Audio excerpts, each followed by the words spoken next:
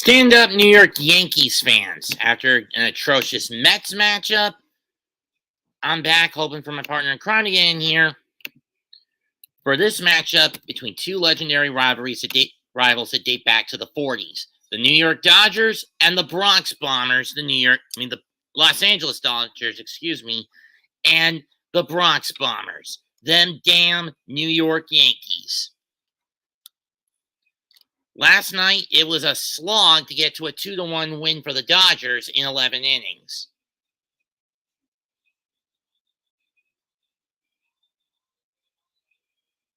Emphasis on a slog.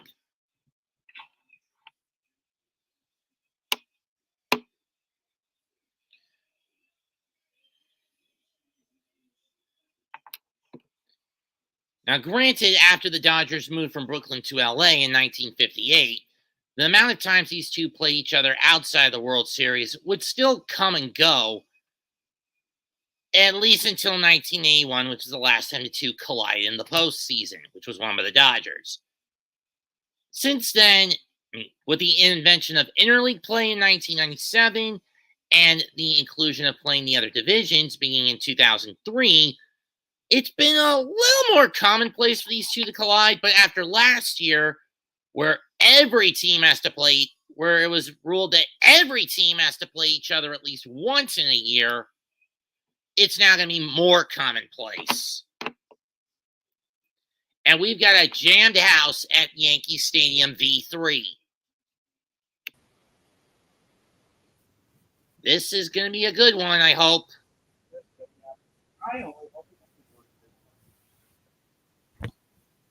Dodgers will have Betts, Otanhi, Freeman, Smith, Hernandez, Pages, Rojas, Kike Hernandez, and Taylor as their starting nine. Nestor Cortez takes them out for the Yankees, and while he's been horrible away from the Bronx, he's been pretty good at it. Freeman on deck with Ken Rosenthal. It's Betts who's going to lead in the hole. Last 10, he's hit .333 with 3 homers and 8 ribbies. Mookie Betts leading off for the Dodgers.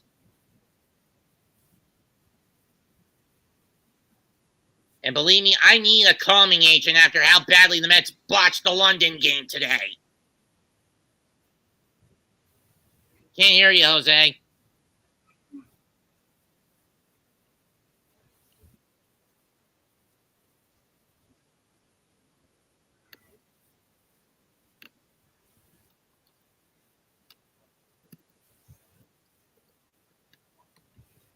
First pitch is a ball.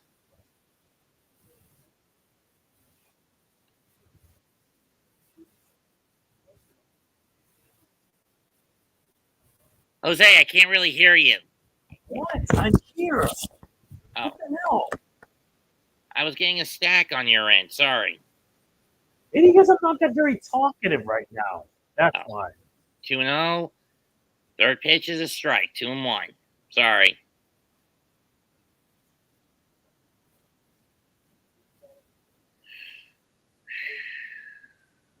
2-1 pitch. Betts hits this one to center. It's playable. Grisham's under it, and he's got it. 1 down.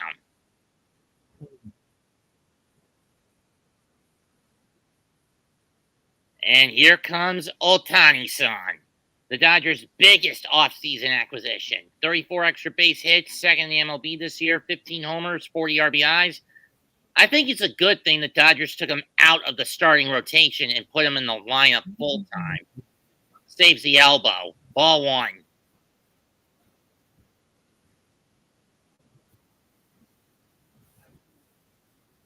July 5th. And Ohtani swings and misses. Strike 1.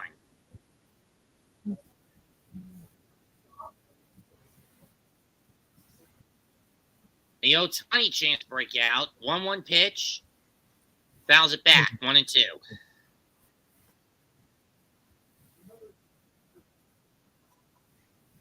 July 5. Let's see. Who are the Yankees playing?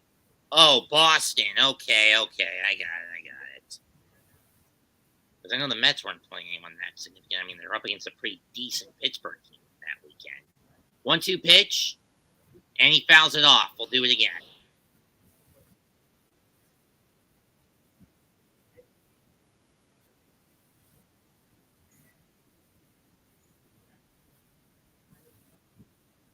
Most of that due to the fact they've been riddled with injuries.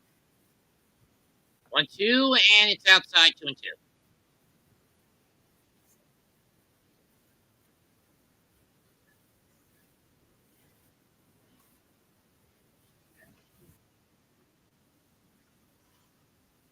Did he go? No, he didn't. Full counts.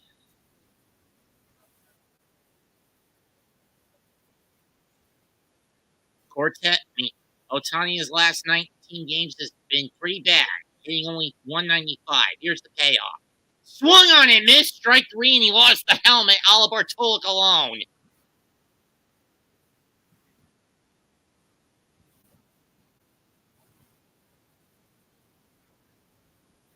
Cut over it, and the helmet flew completely off. They had to catch it. At least he's a little more coordinated than Big Sexy was. Here's Freddie Freeman. He's been a Met killer, but not so much with the Yankees. Fouls that one off. Freeman this year, 291 batting average, 8 homers, 38 RBIs. 0-1 from Cortez on the way. That's driven the left center, and it's a 1-2-3 inning. So the Yankees are off to a good start. Dodgers nothing. Here come the Bombers.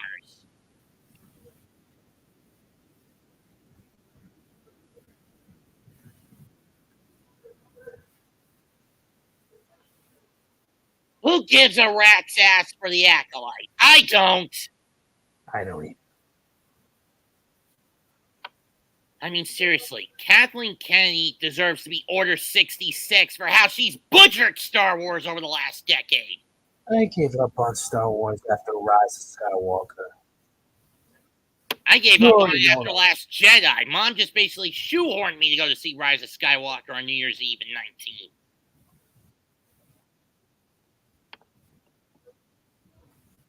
I'm dead serious, folks. I had no interest in Rise of Skywalker when I saw it back in 2019.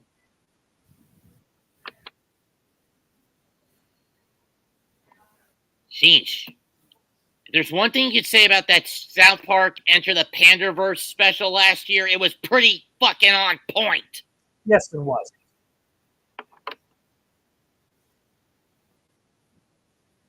Because all Kathleen Kennedy has done is pander to left-wing agendas.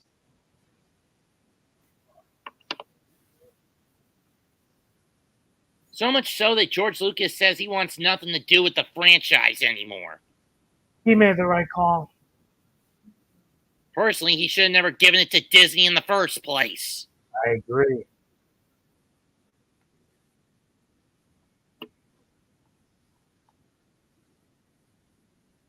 If anything, he should have given it to Paramount and Viacom.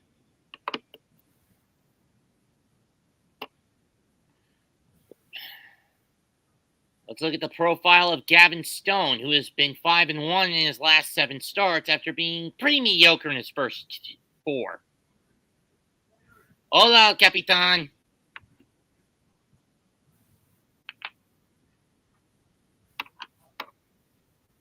Gavin Stone, a subversion of what you expect. He's predominantly a changeup pitcher, but not by much, as it's bounced out with a sinker, fastball, and a four-seamer. Everything else, a slider, a cutter, and a curveball.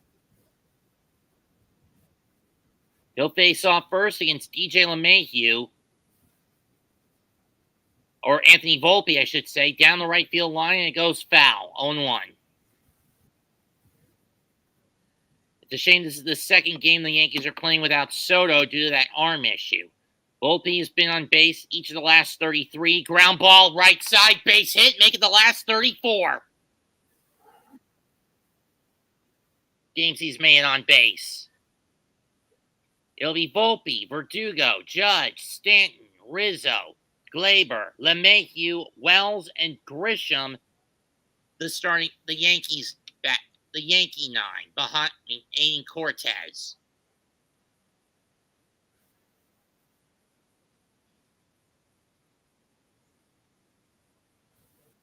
Here's Verdugo. That one's high and almost gets away. Ball 1. Verdugo, a 253 hitter in 62 games, 8 homers, 34 RBIs.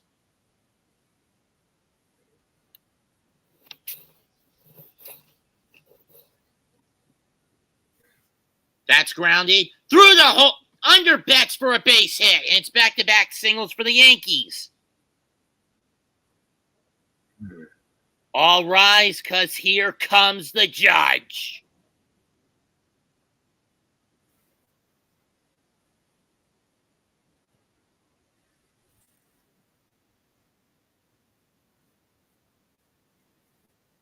Oh, that was under the third baseman. Or way out of the reach of Hernandez. Seriously. Judge has 21 homers, 49 RBIs, 21 homers, league best between both the American and National Leagues. First pitch, takes it, ball one.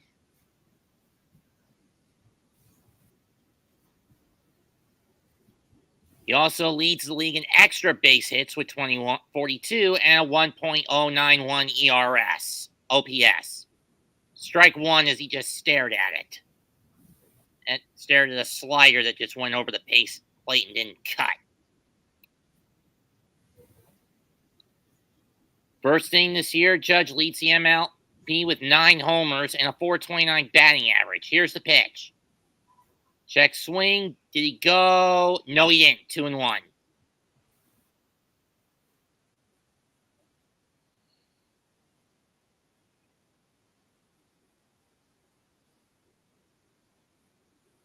Two balls and a strike. Runners on first and second. Nobody out for the Bombers. Judge hits that one hard, but it's going to go foul down the first base line. 2-2.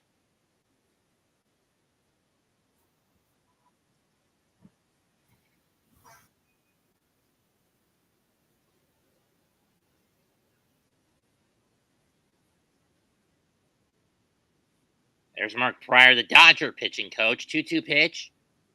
Jones and Judge gets under that one. One fly ball to center, right center. Caught, one down. But a tag up by Volpe. He moves to third, so runners at the corners, one out. It's a productive out, to say the least.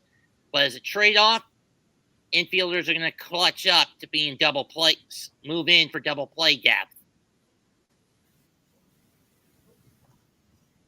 I mean, Judge knew he got under that one. Want the look on his face. He knew right away it was a fly out. Here's Giancarlo Stanton. Let's see if he can get somebody home. He hasn't been as productive as Soto, but let's see what he does. Strike one. 15 homers, 36 RBIs. He's tied for 6th in the major league in homers.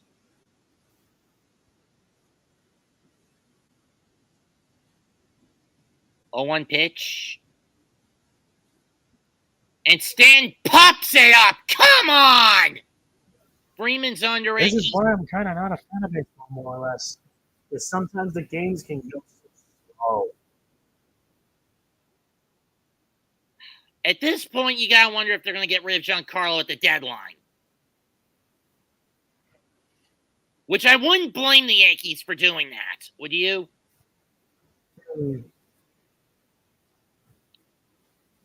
Here's Anthony Rizzo. 0-1 pitch, runners on the corners. He doesn't get the runner home again! Can we get Giancarlo off this damn team? Strike one to Rizzo. Come on, you fucking Muppet. It's Rizzo.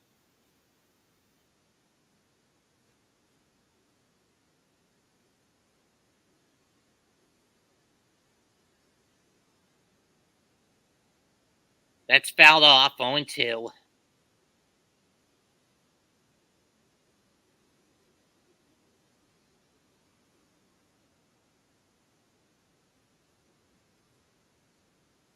Yoshinobu Yamamoto, 7 innings last night, 2 walks, 7 strikeouts, 2 hits. Got a no decision in that 2-1 11th inning win for the Dodgers.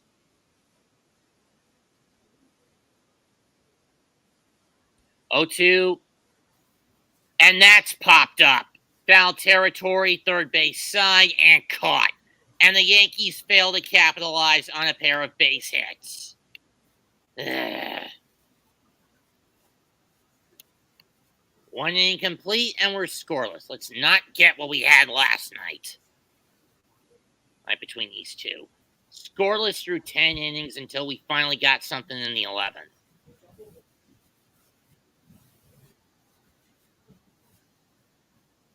Yeesh. I swear I almost sound like Bad Dog when he ranted on Aaron Hicks in 22.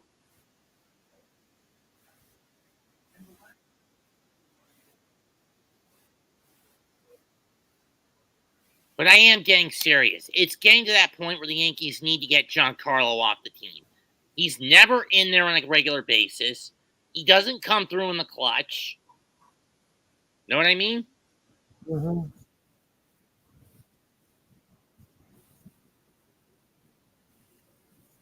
For those wondering why the camera is lower than it normally is, I moved my dad's desk into my old one's spot.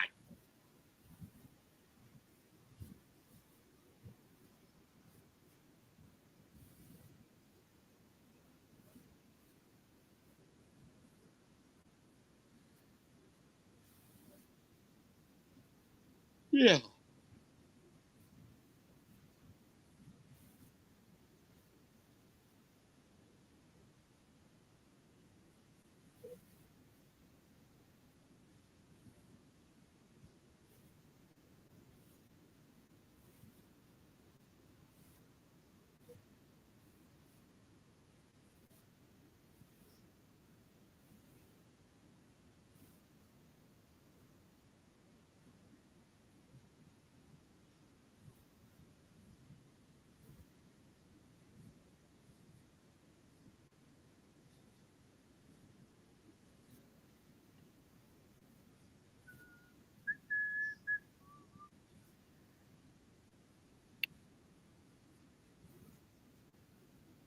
I've never done that deal from Wendy's yet. Yeah. The $3 English muffin deal.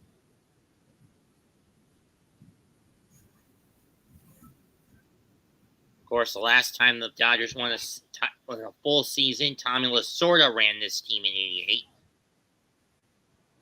There's Joe Torre, who led the Yankees in an era of their renaissance, 96 to 2004. I mean, 2007, with 4 titles from 96 to 2000. Here's Will Smith, fourth among catchers in ribbies with 38. 1 ball, no strikes. Fly ball, right field, going towards the corner, and caught by Judge. 1 down.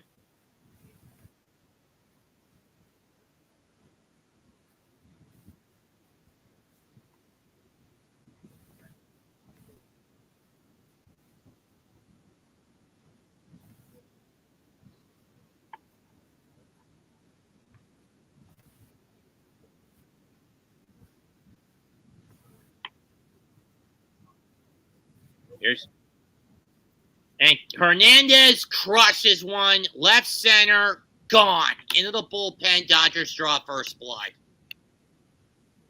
Teoscar Hernandez is 14th on the year. See, this is why Giancarlo needs to practice what pitches he needs to fucking hit.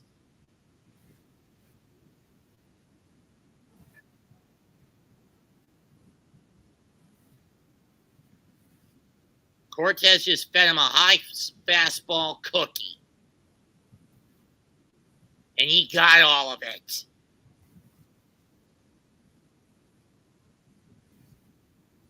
He won the game for the Dodgers last night with a 2-run double, and he gets him on the board first with a solo bomb in the second. And the Dodgers have a league best 30-3 record when they get on the board first. Strike 1 to Pagas, 1-1. The Pages, 1-1.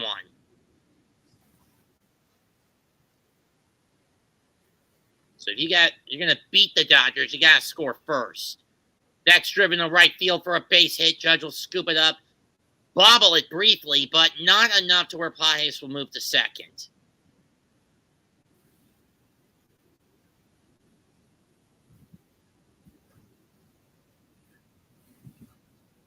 Don't rub it in, Joe Davis.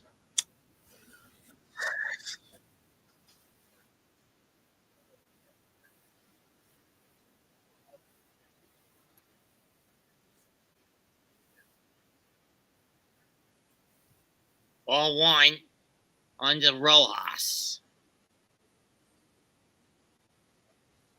To Miguel Rojas.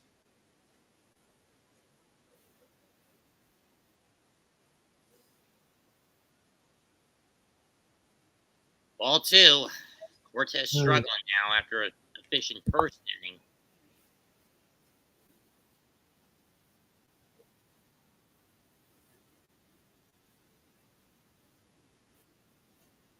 That's fouled off. 2-1.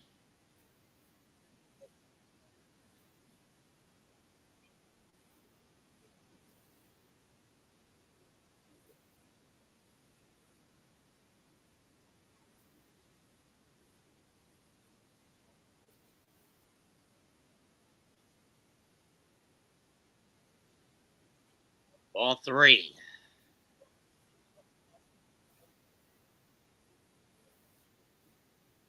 Knowing my partner, he's getting dinner. Probably another salad. Either that or it's a toilet break. Either one. 3-1 pitch. Hooks this one. Foul. Full count.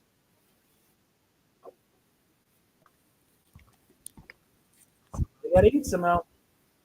Chicken wings? It doesn't disappoint.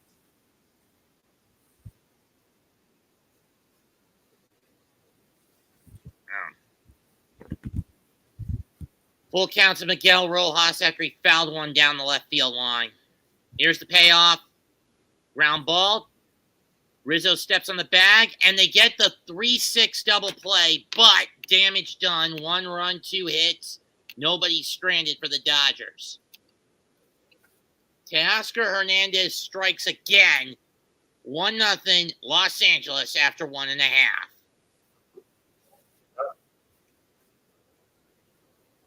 Wings.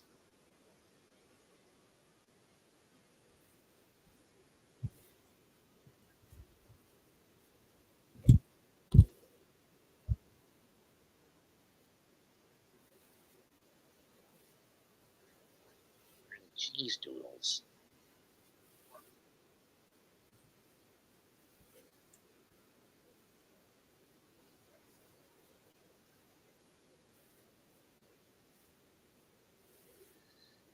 So cute. Oh, it's a woman's drug. Okay. I wonder how much of a cover-up on this one there is.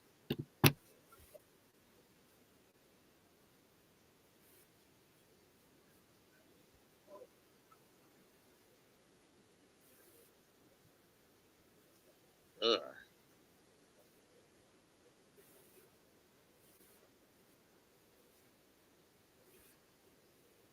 And the old Red Bull commercial. At least these have been consistent and never changing.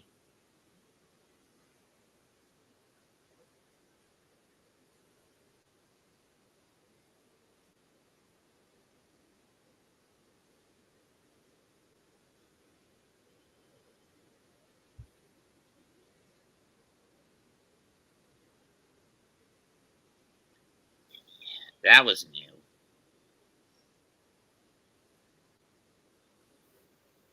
Good grief. NBA Finals. I mean, personally, I'm glad that the NBA is going back to NBC next season. Are you? Indeed. At least now they'll have a designated station for Christmas instead of bouncing around between 2 different stations. Am I right? Yeah. Granted, as a trade-off, that means no more no more overtime streaming on the NBA app.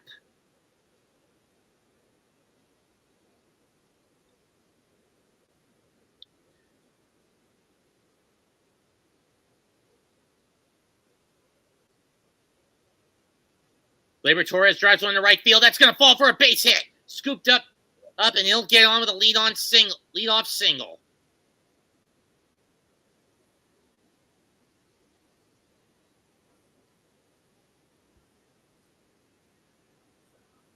Well, in terms of getting hits, yeah, for the Yankees, the strategy of being aggressive has paid off, but it's also led to some bad at bats. Case in point, both Giancarlo Stanton and Anthony Rizzo.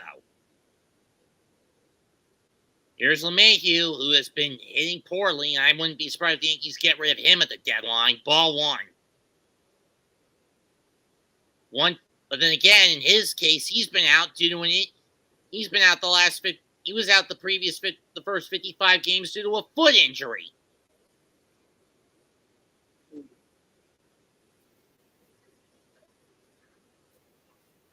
Ground ball, base hit through the hole, and that's going to move Glaber to second. And Glaber's going to blow past second and go to third. Runners on the corners, nobody out.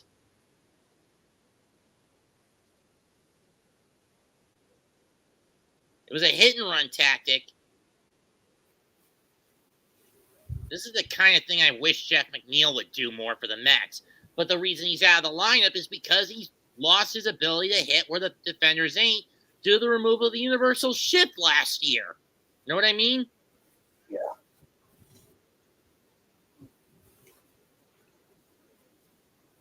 Here's Austin Wells. Even a double play would get somebody home, but it wouldn't get him an RBI. Ball one.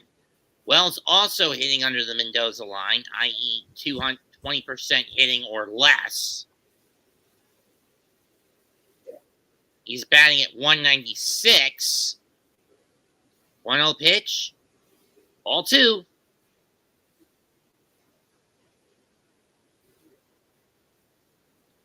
So while Stone is giving up hits, he hasn't given up anything yet in terms of runs.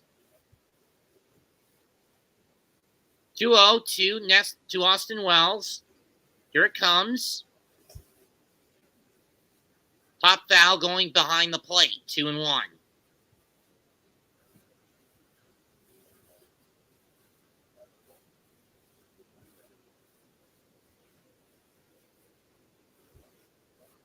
Yeah, question is, can Davey Roberts keep this damn rotation composed for the playoffs? Because we all know the last several years, swing and a miss, 2-2.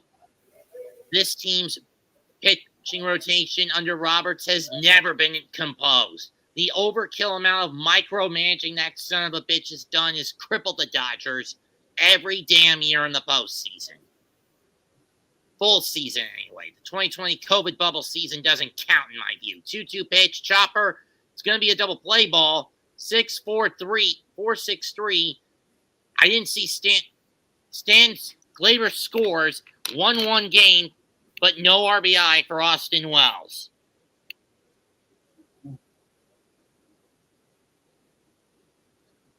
So at the very least, Dodgers have allowed the tying run to come home. Wait a minute, what are they Are they challenging the call at first? Let's see. Oh, Wells is safe! This is going to be a fielder's choice at best.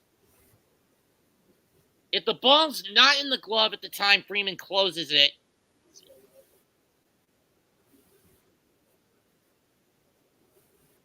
is he out or safe?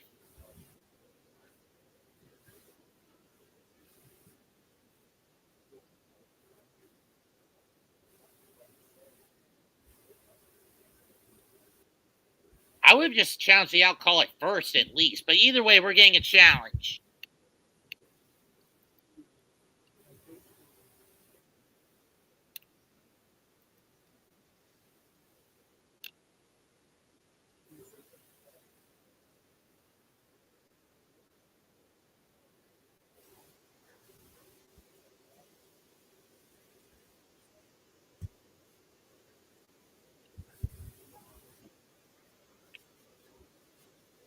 But the question is, which call is going to stick and which one's going to get reversed? Personally, I think the call at second is going to stick, but it's the call at first that's concerning.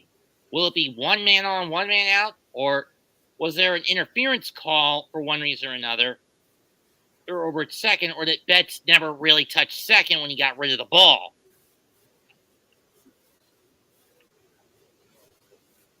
This is one of the things I've hated with challenges in baseball. Know what I mean?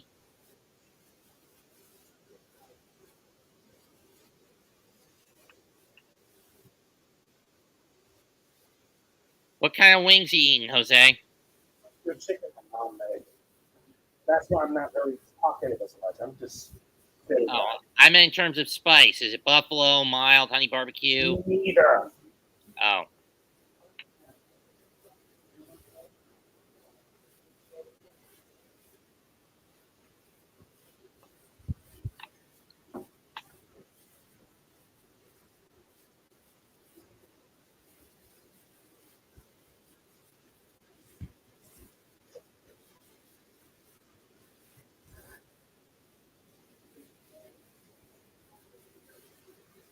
I think the heel of Wells's lead foot hits the bag before that ball gets in Freeman's glove.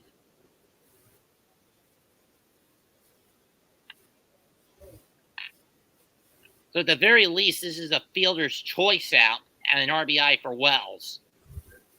At best. At worst, it's still a double play, but he doesn't get the RBI, and the run comes home, but Wells doesn't get the ribby.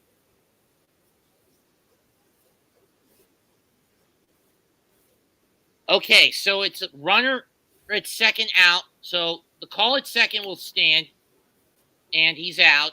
Call at first is overturned. Wells is safe, so he does get the RBI on a fielder's choice. Either way, tie game. Wells goes to first. I figured that would be the case at the very least.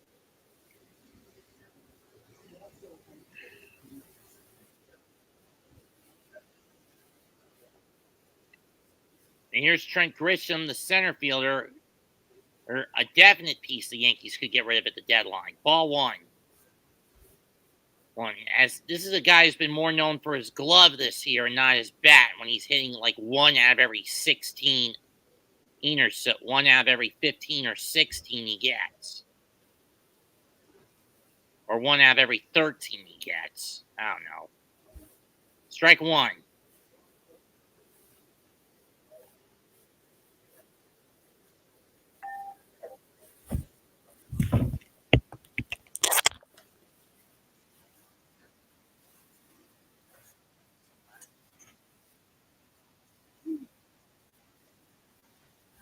Ball two.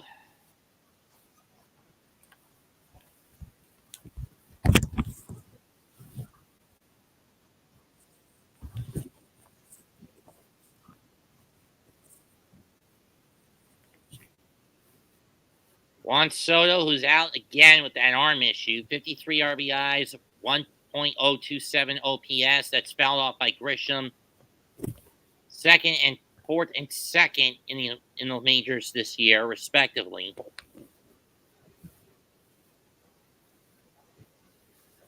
And if anything, the lack of his hitting power showed in last night's game against the Dodgers.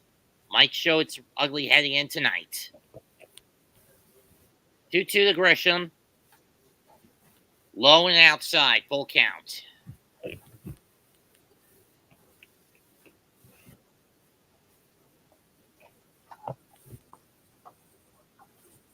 Volpe waits on deck.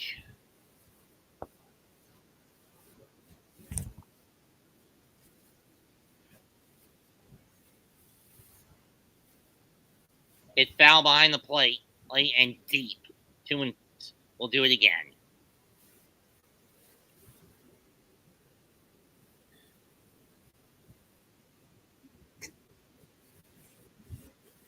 They play this too much like the professionalist straight man.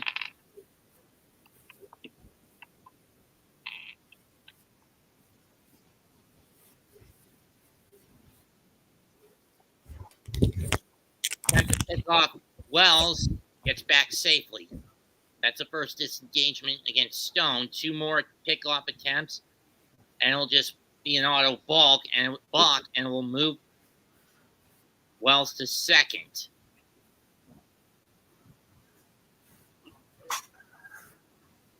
Payoff, pop fly, center field. If I'm Wells, I get back to first. 2 away. The dynamic duos of the Yankees. Between Soto and Judge this year, 38 homers, 108 RBIs through the team's first 65 games. The only other duo comparable, Mickey Mantle and Roger Maris in 61, Lou Gehrig and Babe Ruth in 1927.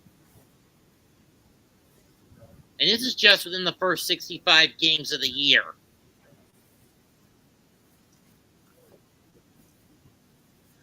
Here's Volpe.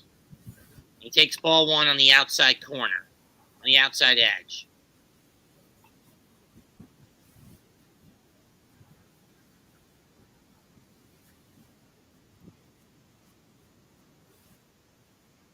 One 0 pitch. Fouled off. Smoltzy, don't jinx it. Right back. Believe me, John, you're better off not jinxing that sort of shit.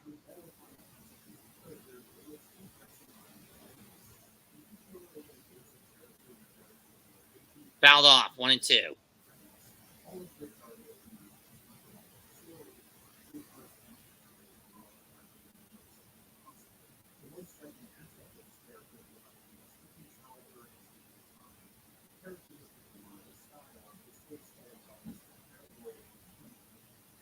One-two pitch.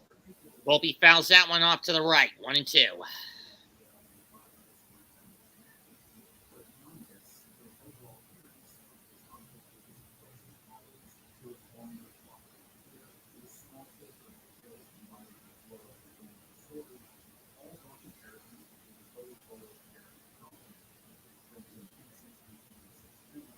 Swung on and missed, strike three, inning over, but the Yankees do get that run back.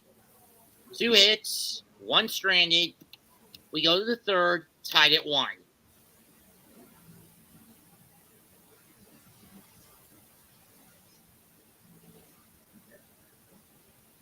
Tribute to the Negro League. That ought to be good.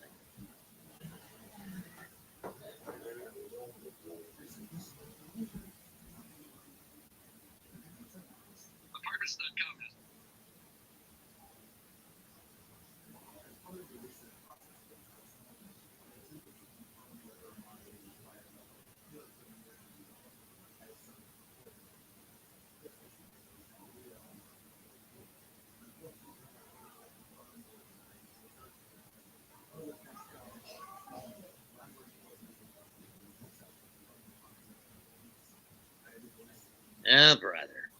I mean, for those wondering, I haven't played Yu-Gi-Oh! In over 2 years, but now there's a guy on the internet saying that Barrier Statue of the Torrent needs to get banned. I mean, look, I do view the Barrier Statue series, the archetype of cards, as an annoying-ass floodgate if you want to special summon something not related to the element they permit.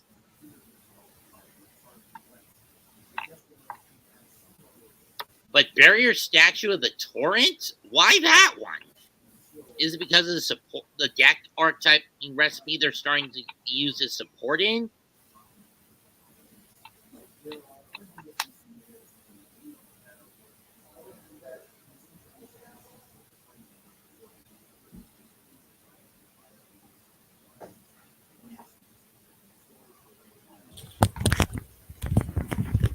I mean, seriously. I mean, bad enough the other Barrier Statues just got hit on the ban list at one point or another.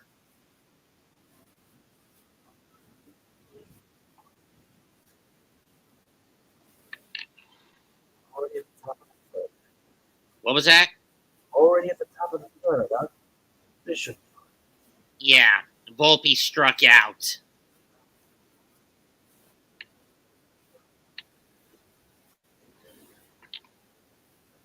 I mean, to be honest, this is going about the same clip of pace that the Met-Philly game did earlier before the Phillies blew it open in the fourth.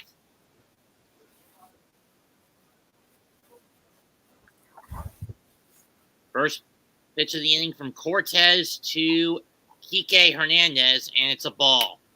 And there's Garrett Cole, who has not pitched at all this year for being last year's Cy Young winner.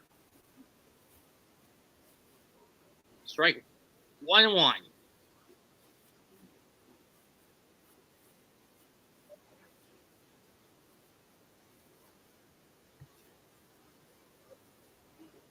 Way up and out, 2-1.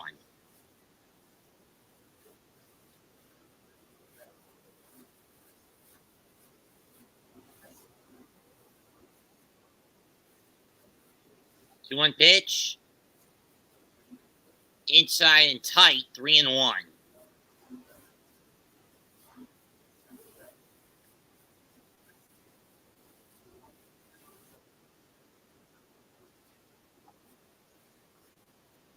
Here comes the 3-1 from one to Kike. And he walked him. Oh, full count. My bad. I thought it was ball 4.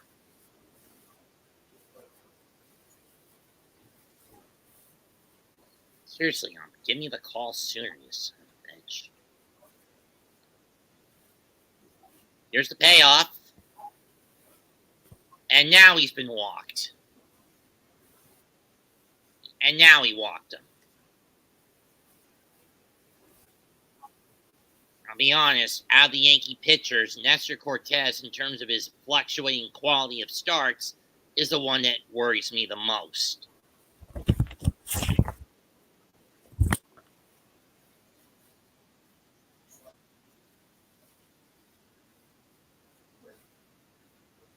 First pitch to Taylor, swung on and missed, strike 1.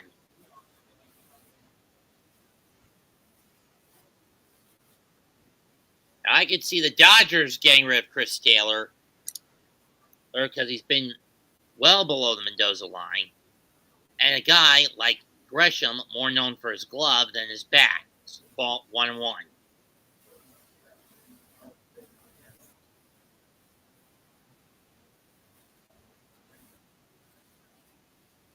One pitch in the way. Line in the left, that's going to fall for a hit. And now the Dodgers have their first 2 runners on in an inning. Of the inning on base. It's back to the front. Cycles back to the top of the order. It'll be Mookie Betts now up next.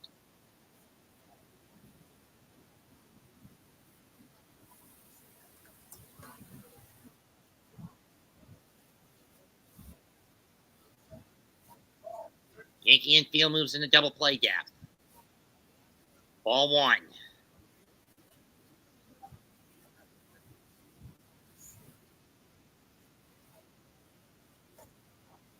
Yeah, too bad Nestor's buckling under the pressure of being a Yankee. That's fouled off, 1-1.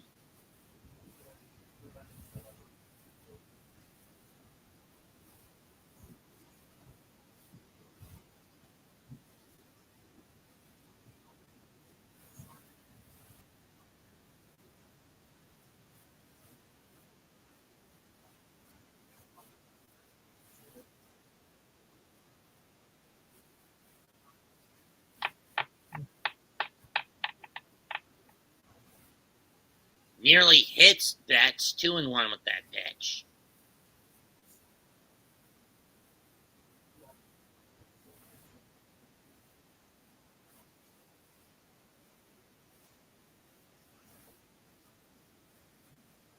The 2-1. Low and in the dirt, 3-1. And Cortes in danger of walking the bags loaded.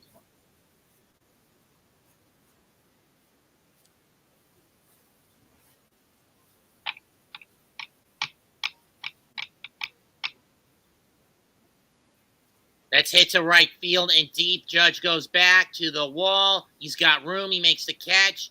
Tag up by Kike. He'll go to third.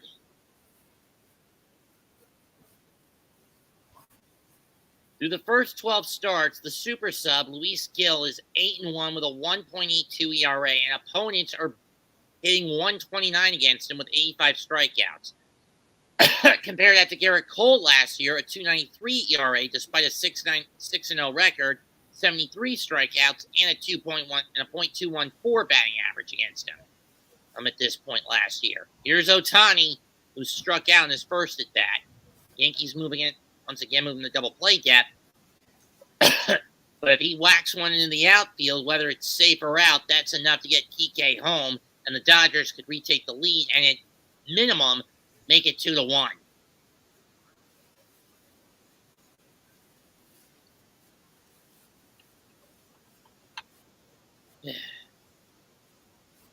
One. Cortez's control is starting to get away from him a little bit.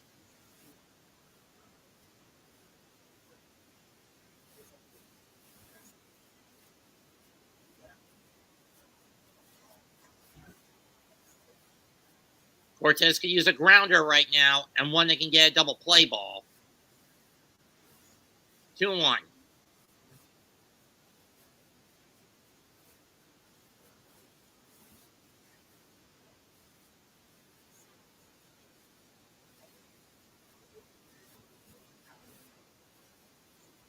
One pitch on the way from Cortez.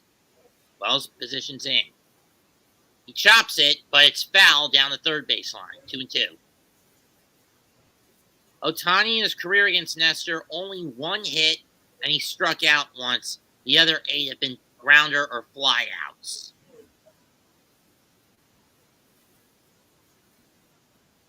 Ohtani's got a lot of speed, which makes him a difficult double-up out.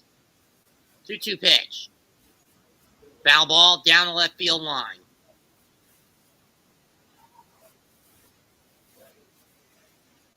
Of course, I was wondering why Ohtani's not in the starting pitching rotation. It's simple. UCL surgery on the elbow, he's still recovering from, so he can't really throw. However, he can still hit, to say the least. Here's the 2-2 pitch. Ohtani pokes one through the hole, base hit in the left field. That's going to score Kike, 2-1 Dodgers.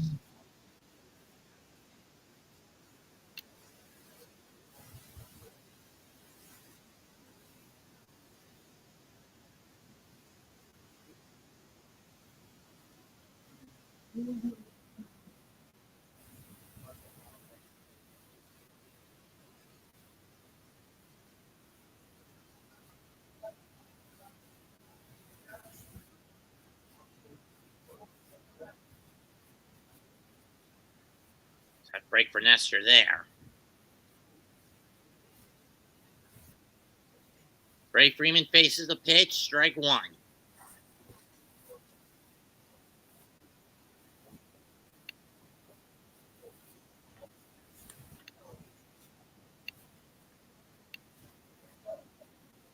That's fair. That's the right color for the Yankees.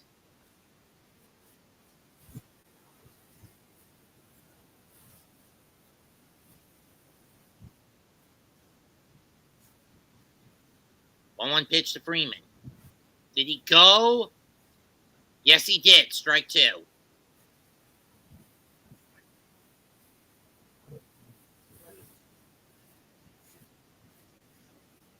For Ohtani, that's RBI number 41. Freeman rolls one up the middle. Volpe will step on the bag at second. Throw to first. Gets the double play out. But Ohtani gets one home on 3 hits. We go to the bottom of the third. Dodgers 2, Yankees 1. Better than being down 5. Better being down 6-1 after a half inning.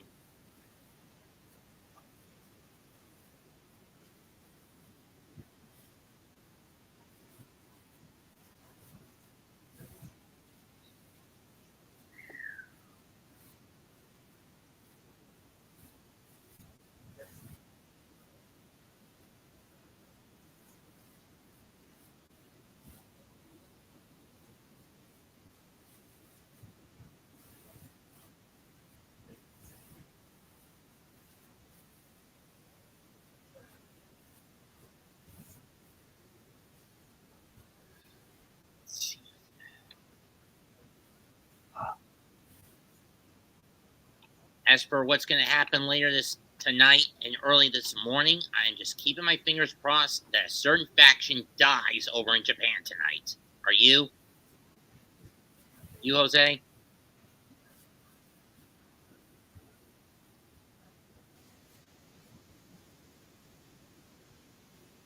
Kevin Costner film, huh? Or is this a Yellowstone? Oh, Horizon, an American Saga. 2-chapter film, huh? Interesting. I don't know why Costner would split the film over a 2-week stretch. Would you, Jose? No.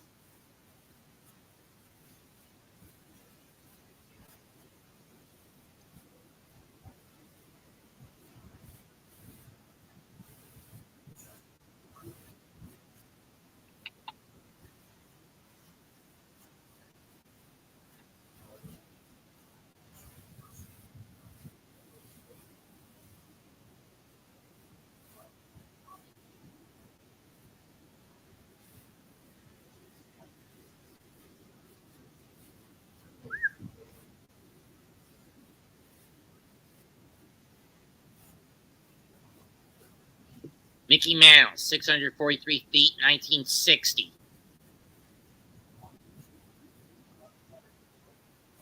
Verdugo leads off. He takes strike one. For those wondering, that's the longest homer in MLB history.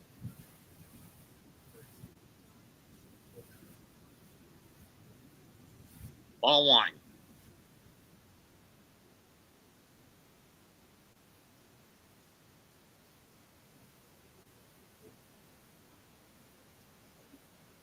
Swung in a low slider changeup, and he missed it. 1-2.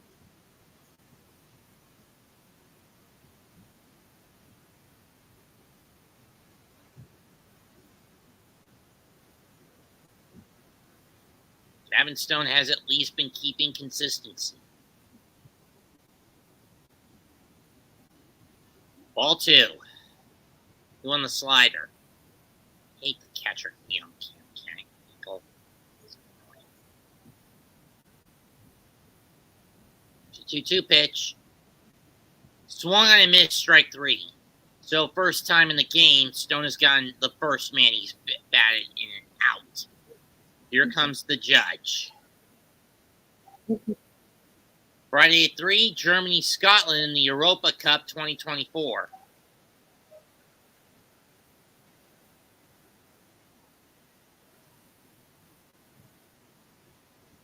Judge swings and misses on a big cut on a slider that was out of his reach. Strike one. Jones flew out. Judge flew out on a productive out, but it didn't amount to anything because Stanton popped up in the next. Stone was able to pitch Stanton and Rizzo in the back-to-back pop-outs. Strike two.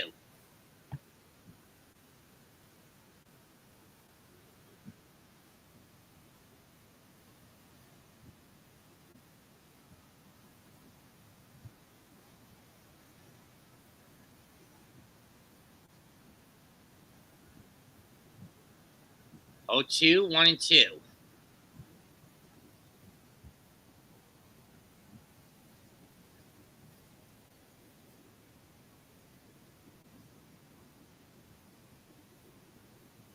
Judge blasts one. Deep left field to the track, to the wall.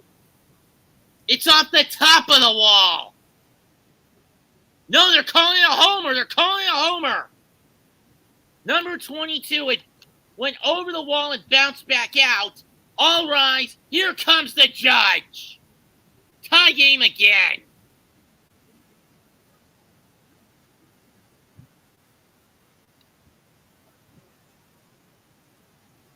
See ya. I thought that was off the top of the wall, but let's see. Did this go over the wall before bouncing back out?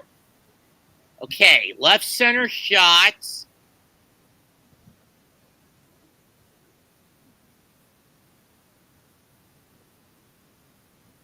Yep, it hit a fan and then that was over the wall and bounced back out. Home run. Let's go, Yankees.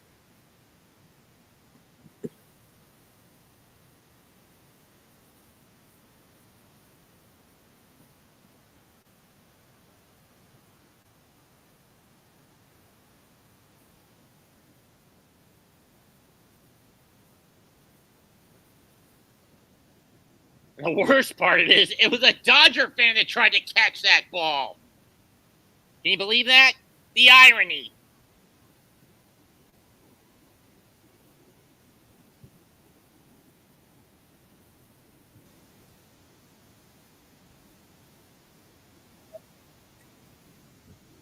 I wouldn't call that fan interference, but whatever. As it was clear that... Who's in left field for the Dodgers again?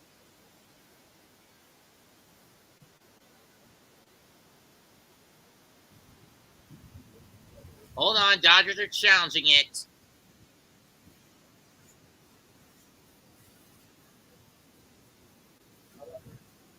I don't like this. This may be coming back.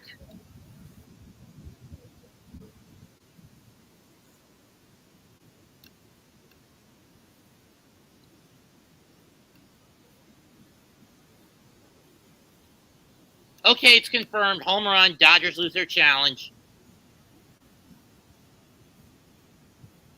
I wish they wouldn't give us a jump scare like that. Dodgers. Oh, Taylor. Yeah, there was no way Taylor was going to catch that.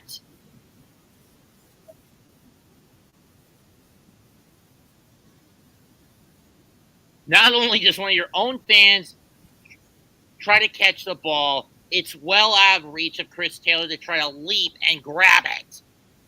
And it was well over the wall to make the situation worse. 1-0 to Stanton. Ball 2.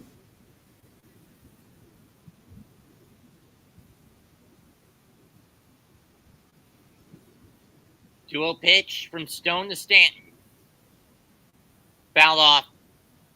2-1.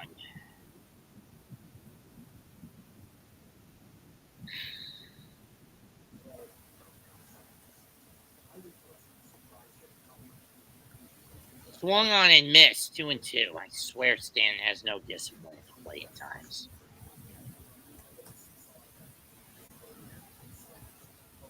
And yet he has the highest slugging percentage by any player against the Dodgers since 1901. A .642 slugging percentage. 2-2. And Stan, you idiot, you don't chase anything going that low. Strike 3, 2 down.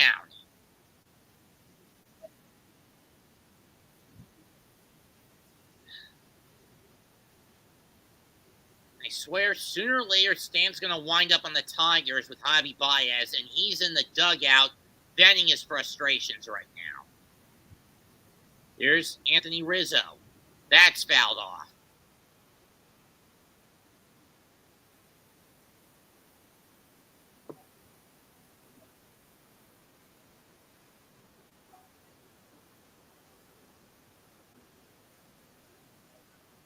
Ball 1. Yeah, and it's a sad thing that ever since becoming the Yankees, Giancarlo's productivity has taken a nosedive. True or false, Jose?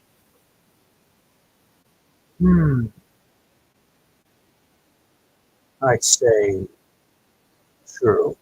Ground ball by Rizzo over the second, and the throw to Freeman to get the out. But the Yankees do tie it up again with a solo bomb by Judge. It's 22nd. We go to the 4th, tied at 2.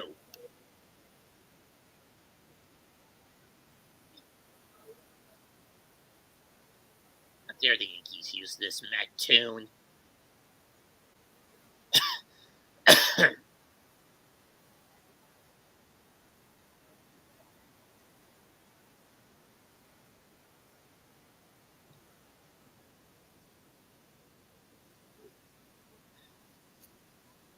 For Judge, that was RBI number 56.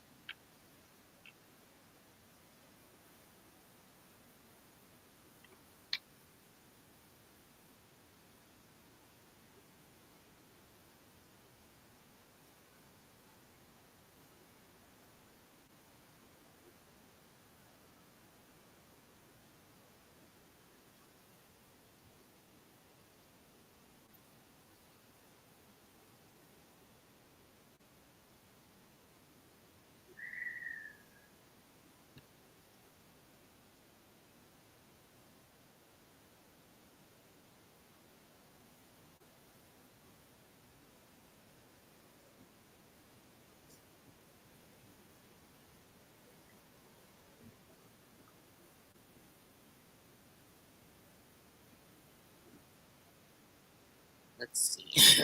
What games can we do for the football season that I can pick up? Giants Commanders, Giants Cowboys, Giants Bengals, Steelers.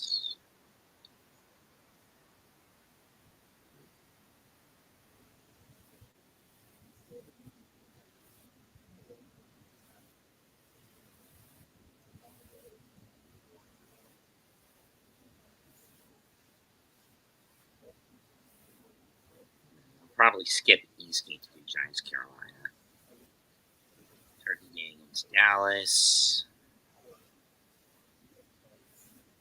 I don't think I can do anything else after that. Just dependent on what Carolina gets. Stretches based on regional coverage.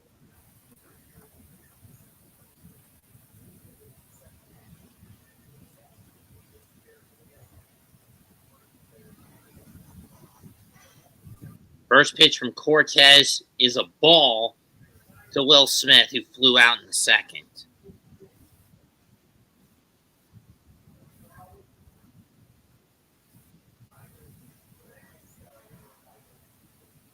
Strike one. Let's see. That's hit foul, going down towards the first base line into the seats, 1 and 2.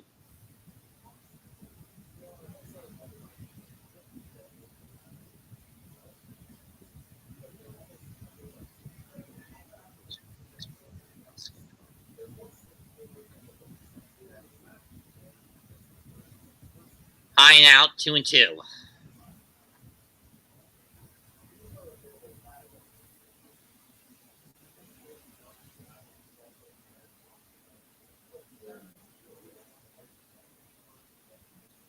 And he got him looking. Strike 3.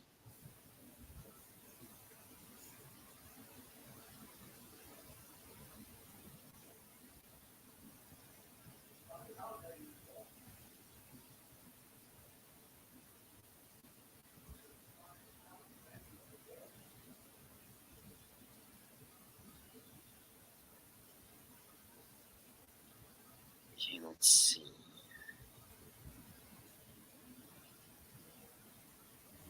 Swung and missed by Hernandez. Strike 1. It's to Caster. Dave Roberts has 5 100-win seasons. That's tied for third all time. Mm-hmm. But ironic that his only World Series win with this team was in the damn Mickey Mouse COVID bubble season, isn't it? Strike 2 to Hernandez. 0-2 pitch. Swung on and missed. Strike 3. It looks like Cortez is in a good groove now, doesn't he?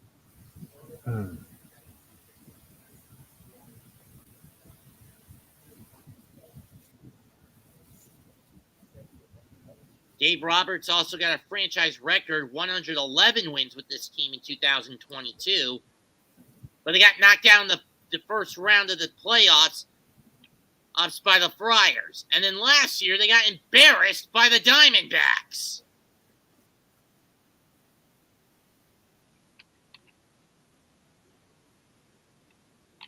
Fouled off. Pages fouls it off again, 0-2. Any Pages? Hit a single in the second. And following the Teoscar Hernandez homer. Batter timeout.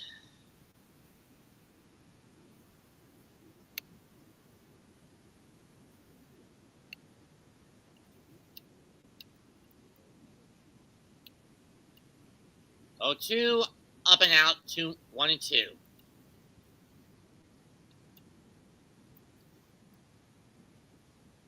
UFC 30. Is it UFC 302 or 303 tonight?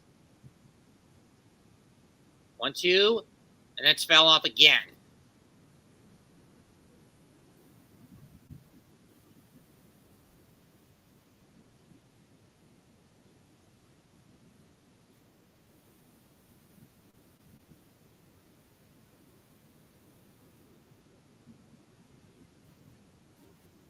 Payoff. A 1-2 pitch grounder. Scooped up. Fires. Got him. Torres fires to first. He got him, and the Yankees have a 1-2-3 inning. So nothing across for the Dodgers. We go to the bottom of the fourth. Dodgers 2 and the Yankees 2.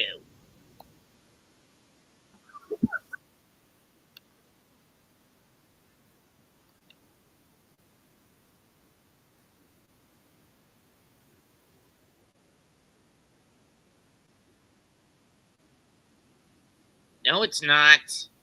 And again, who really cares about these phone companies performing these sorts of cover-ups on the built-in weaknesses of their connectivities? You know what I mean, Jose?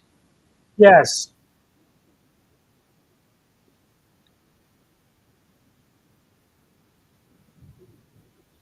Kind of like I'm finding it ironic that during the Met game I was calling earlier, twice They ran the bullshit Biden ad for the presidency.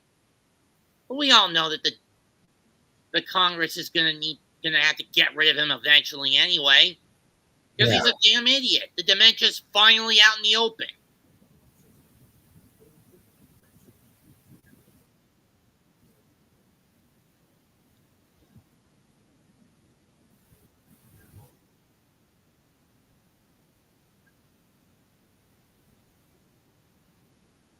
Oh, brother.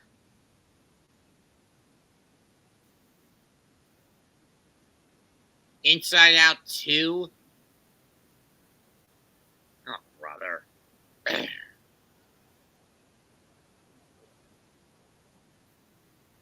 I didn't even watch the original Inside Out. Did you? The original Inside Out? That's a Yeah. pretty fun movie. Pretty good movie. Oh. Don't know about the sequel though. Well, we're gonna find out. We're gonna find out this coming Friday, and when it hits theaters.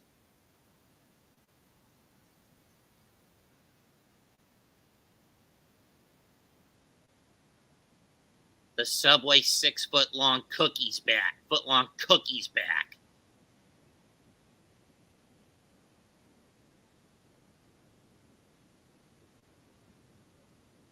Why do we even need a damn foot-long cookie? Labor chops one to third, scooped up by Kike, and he gets the This kid's a serious strainer, I swear. Yeah, every time I'm using the camera, it's draining the battery of the laptop. Oh. Yeah, I'm not on a desktop. What's draining the battery? Yeah, it drains the battery because I'm using the webcam to react to a baseball game that may go either way. Oh. Here's LeMahieu. He also hit a single back in the second. Ball one. But he got thrown out.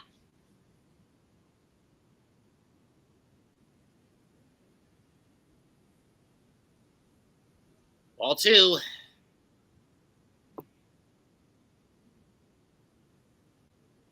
Offensive comparison. Last night, both teams went 9 for 74 with only 3 runs. Tonight, 9 out of 29 with 4. Strike 2 and 1. Keep in mind, folks, those numbers are for both teams in this game, not just one or the other. 2-1 pitch. Chopped. It's a slow roller. Kike's going to have to hurry. LeMahieu is beaten to the bag. 2 down. Throw beats LeMahieu to the bag. 2 away.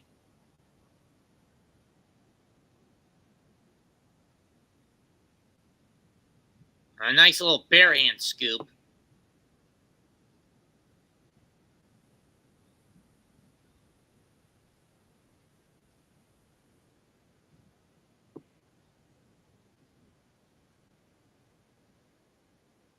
Here comes Austin Wells, who got a fielder's choice RBI. Foul in the second. Fouled off. 0-1.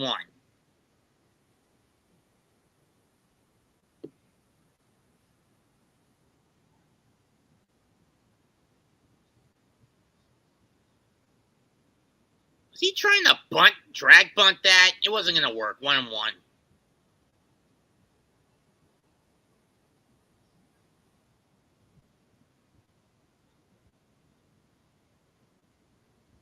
Strike 2. As Wells doesn't bother to chase it.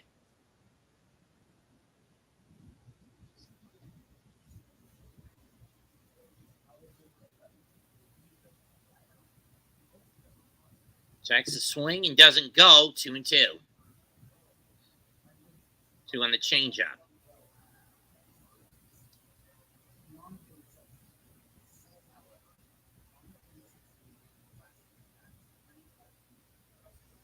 That's foul to the bat. Foul behind the plate. 2-2. 2 still. Gavin Stone so far, 3 strikeouts, 2 runs, both earned, 5 hits and 3 2/3. That's chopped foul down the first baseline, and we'll do it again.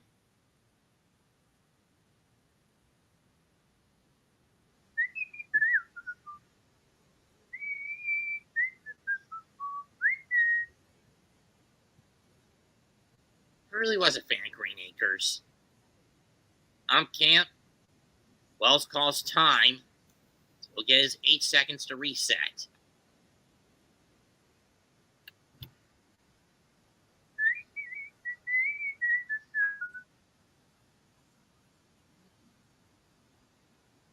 Decent regional coverage. I'll probably get Green Bay. I'll probably get Green Bay, Tennessee in 3. 2-2 pitch is outside, full count.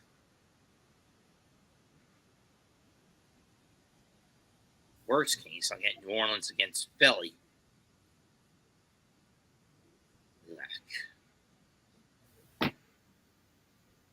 And he cuts and misses, strike 3. We go to the 5th, still tied at 2.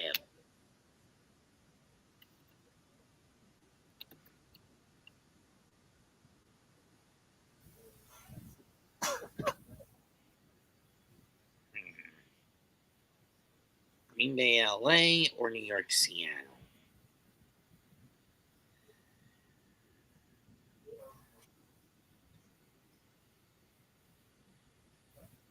The Giants have done well in Seattle in recent months, recent years.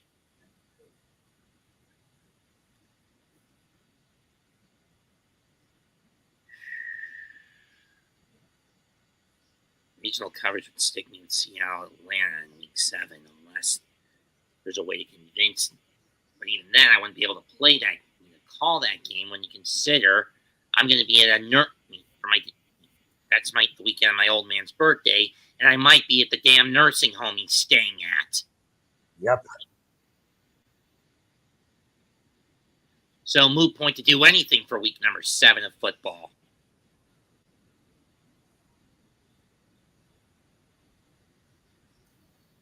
Week 8. Could do the one against Pittsburgh.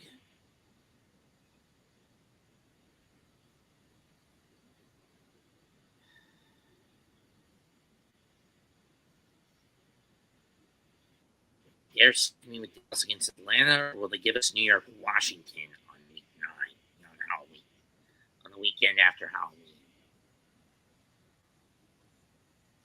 Sorry, I'm just going over potential Giants games we could call. Mm-hmm.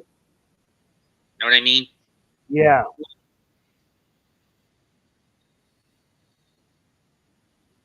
Even though we'd both be able to get the game against Carolina, out of the question for us to do it collaboratively because it's a 9:30 game. You'd probably be at church, right? Right? Yeah. Okay, so I might as well do that one solo. Yeah.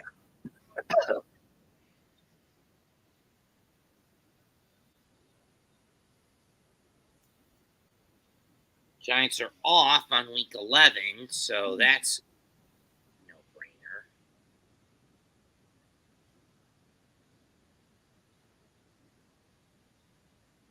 Ball one to Cortez. Unfortunately, Carolina's on CBS in week 12, so we can't do the one against Tampa. Up and away, 2-0.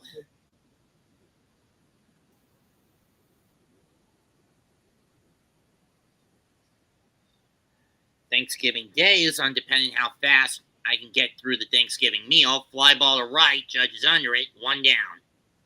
Down at my sister's house, and then just make my way back. Heavyweight battle. Dodgers 40-25 this year. First team with former MVPs batting 1, 2, and 3. Yankees 45-20, best record in the AL with the best run differential of 117. All time, Dodgers have won 11,374 games. The Yankees 10,729. Ball one.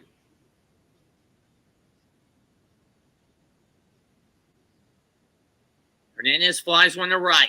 That's deep, it's far, and it's gone. The Kike gets the Dodgers back in front. It's 3-2. The Dodgers don't seem to surprise me. For Kike, that's his 4th of the year. No way Judge was going to get that one. 346 over the short fence and right.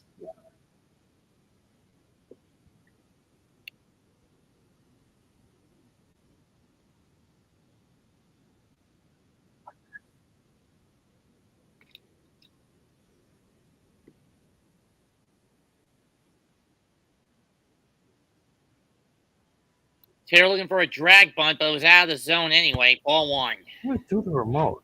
Damn it.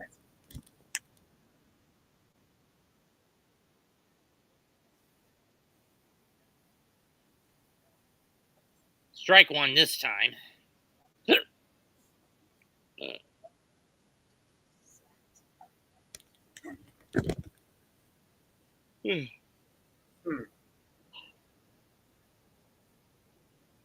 How is that not a strike? 2-1.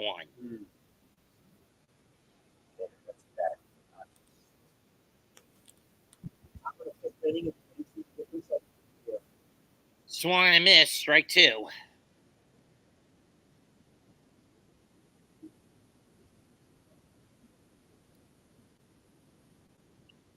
Rather ironic. It's usually the front of this Dodger lineup you got to worry about, but tonight it's been It's been 5 through 9 who have been the most productive.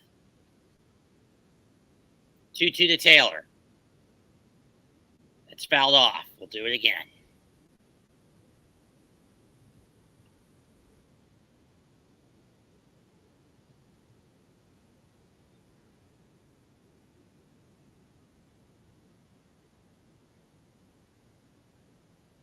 Payout. 2-2 pitch.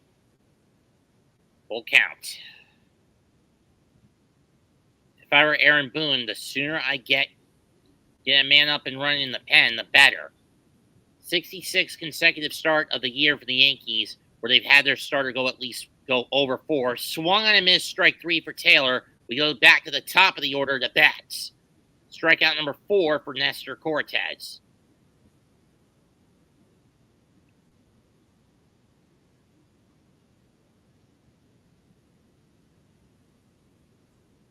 Yeah, when compared to the previous iterations of Yankee Stadium, version 3 is a lot more hitter friendly.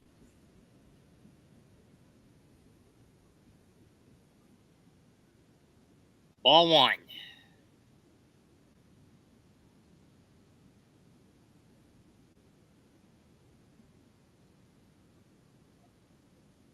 That spent most of last year bogged down by a rotator cuff by a torn rotator cuff.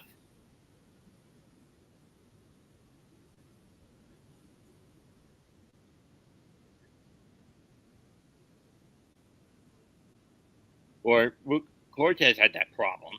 Betts pops this one up, right field and deep, near the edge of the track is Judge, but he's got it.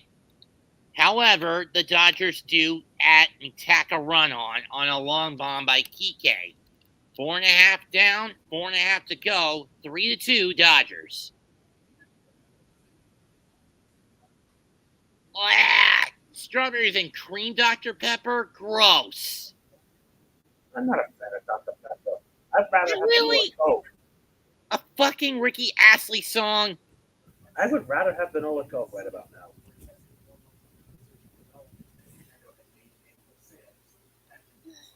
And why strawberries and cream flavor? Wait, what? The commercial was for Dr. Pepper, strawberries and cream.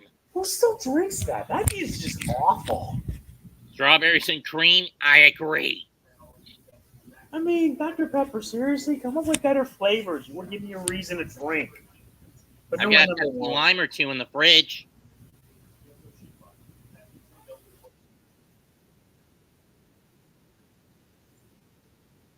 But then again, I only got that out of curiosity because my local supermarket moved the Zevia further down the soda aisle.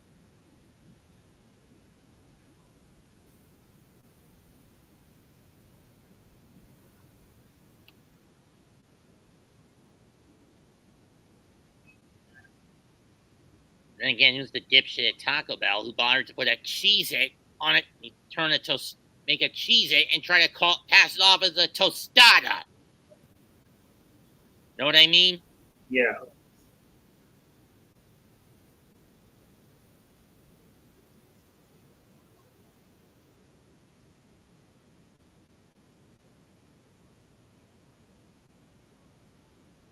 Those are okay. I've had those once. The Crazy Puffs.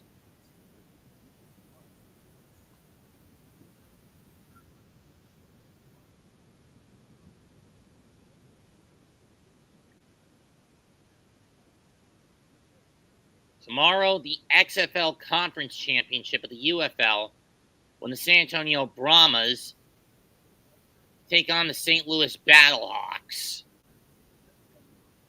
Of course, that's following NASCAR from Sonoma.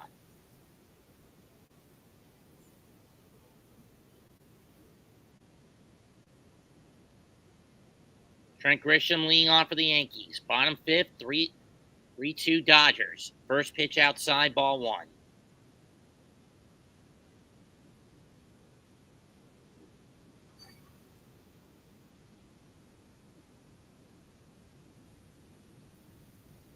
And Grisham pops it up, going behind the plate, and foul over the Dodger dugout. 1-1.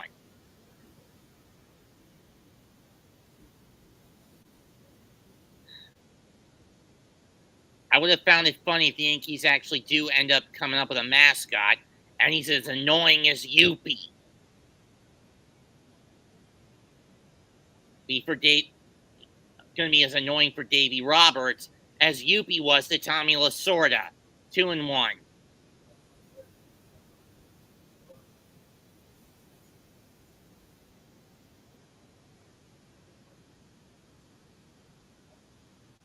That's fouled off down the first baseline. For those who don't get what I meant, in August of '89, the Dodgers were playing the Expos. It was the game that fun died. Top of the 11th, throughout the whole game, Youppi, who's now the current mascot of the Montreal Canadiens, was basically pissing the hell out of Tommy Lasorda by stomping on the top of the dugout. And because the dugouts were made of aluminum, swung on a missed strike three by Grisham. Lasorda was throwing a fit, demanding that Youppi stay off the roof of the dugout. Top 10, Youppi goes to sleep on top of the dugout. Lasorda is just staring at him, and Youppi's not doing any noise. And then third base umpire pops a bubble, and he throws Youppi out of the game. Strike one to Volpe. And then after the Expos moved to Washington in 2005, strike two, Youppi was left without a home until the Canadiens picked him up a year later.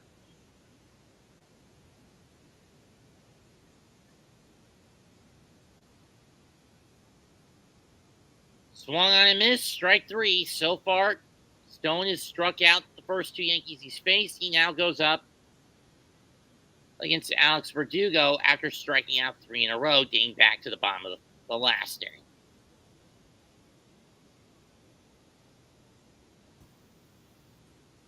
Cut too soon and went over it, did our little fox. Verdugo drives one! Right field, and it's going to fall in for a base hit. Verdugo going to play for a second. He's going to slide. He's safe with a two-out double.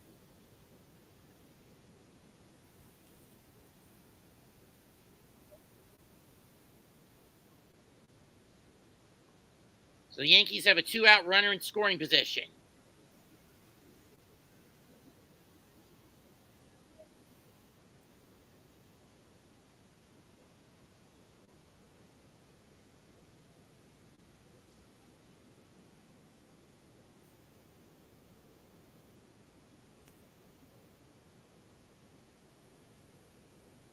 First pitch to Judge. Hard inside, 1-0. 16 homers in the last 31 for the Judge in terms of games played. 1-0 pitch. Did he go? No, he didn't. Ball two.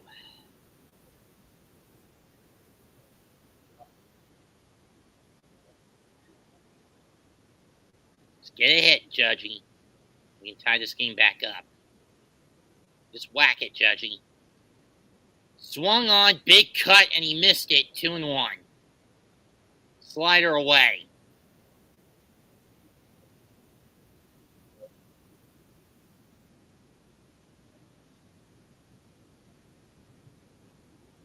Two-one pitch. Low and out. 3-1. One on the changeup.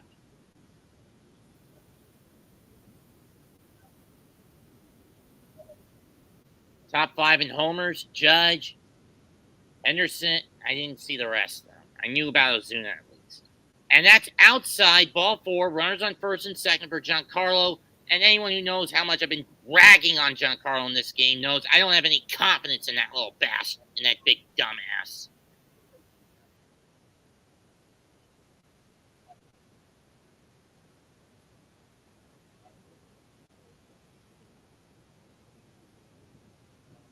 Stannis struck out, and he's popped up, and he's popped out, and he struck out.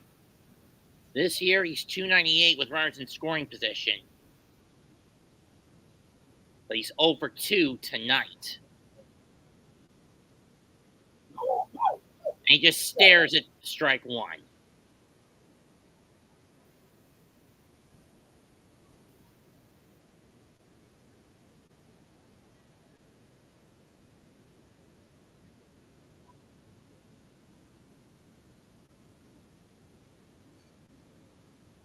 Lays off, 1-1.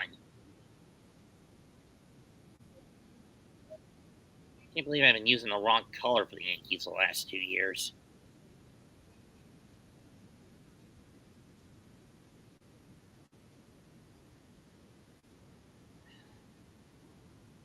Takes outside, 2-1.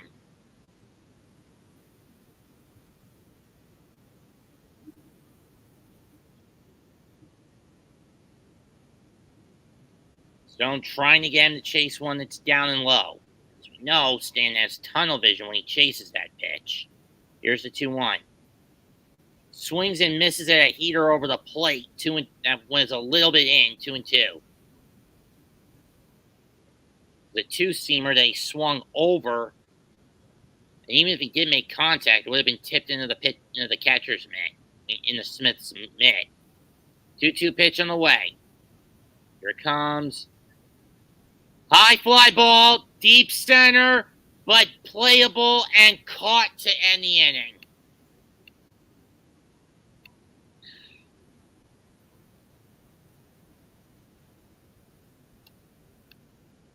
We go to the 6th, 3-2, Los Angeles.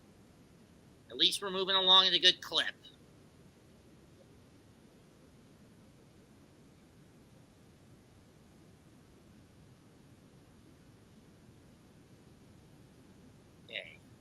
Depending on how fast I can get home for the giant cowboy call, and a possible raid from the Grassi posse.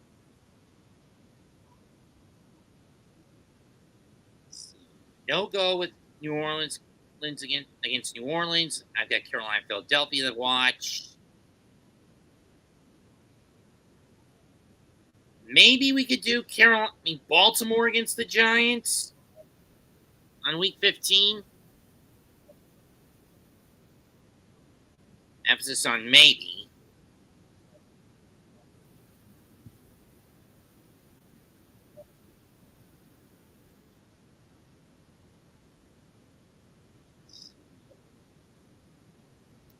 Can't do New York against Atlanta. Carolina, Arizona's on at the same time, so that's off the table. Thank God the NFL moved to Netflix for Christmas this year.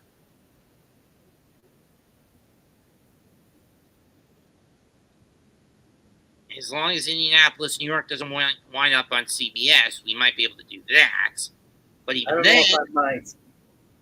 What? I don't know if I might. What are you saying? What are you saying? I'm going over the Giants' football schedule, what games we could call, and which ones we're not going to be able to. I'd rather pass up on those because I'm probably going to do shorts on those. Every year is always the same.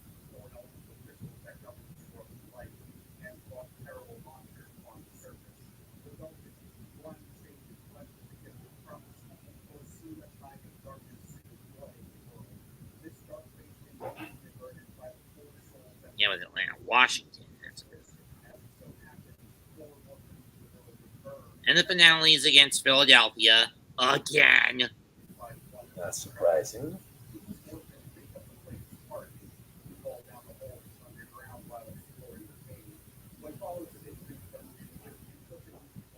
First pitch to, I believe this is Otanhi, strike one.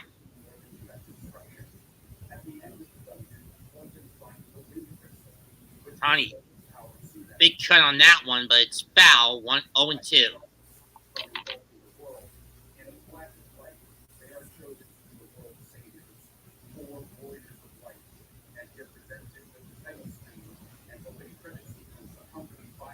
And Ohtani pops this one up. And LeMahieu will catch it in the shallow part of the outfield. One down. 1 through 4 batters this year. Best batting average, most extra base hits, best OPS, most runs scored for the Dodgers. But 5 through 9, they're 24th in batting average, 23rd in on-base percentage, 23rd in OPS.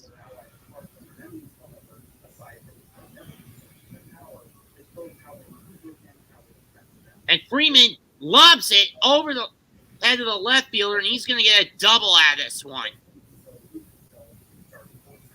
Verdugo misjudged the angle of that ball, and Freeman's on with a double, with a one-out double.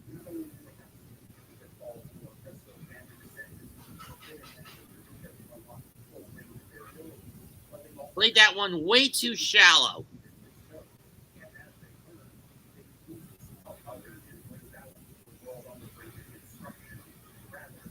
By about 7 to 10 feet, he was too shallow.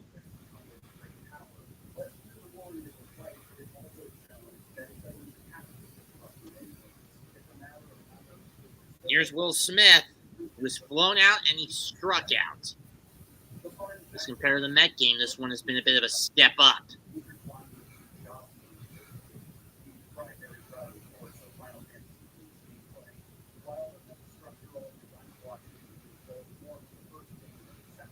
Yankees converging on the mound, trying to calm down Cortez.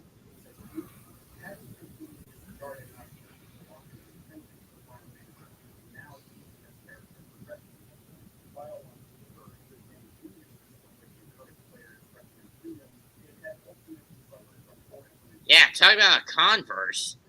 1 through 4 tonight for the Dodgers, 2 for 11, 5 through 9 hitters, 4 out of 9, and they have 2 of the 3 runs, all 2 of them both by the long ball. Smith drives it to center. It's going to fall for a hit. Freeman's going to hold up at third, and that's going to be first and third, 1 out, and I think that's about it for Cortez, unless Boone has made the call to the panic.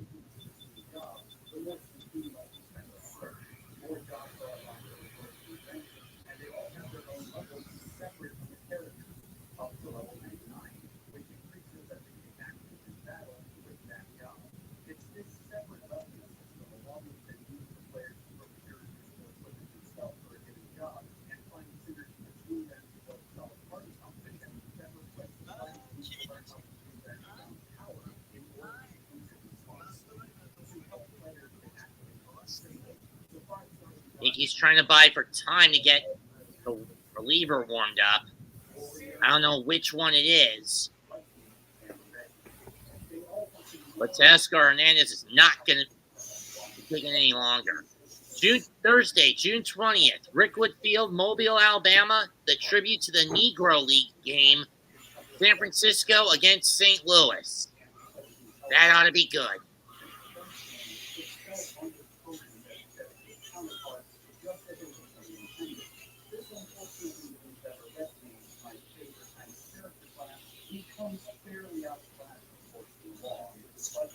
And again, there aren't that many teams that are around during the time of the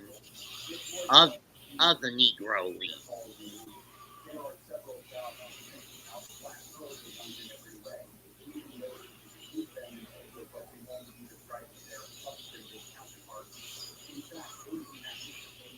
And they're warming up Michael Tonkin, a man who originally started this year with the Mets, and a man I basically want in Mendoza and Hefner's next in a news sport for how stupidly they used him to start the year, bring him in extra inning situations when he couldn't shut the door. Ball 1. And it looks like this will be Cortez's last batter.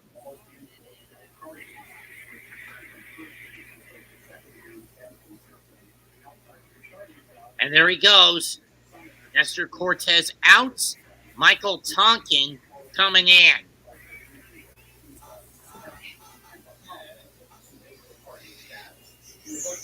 We'll be right back. 3-2 Dodgers. Top 6, runners in the corners, 1 out.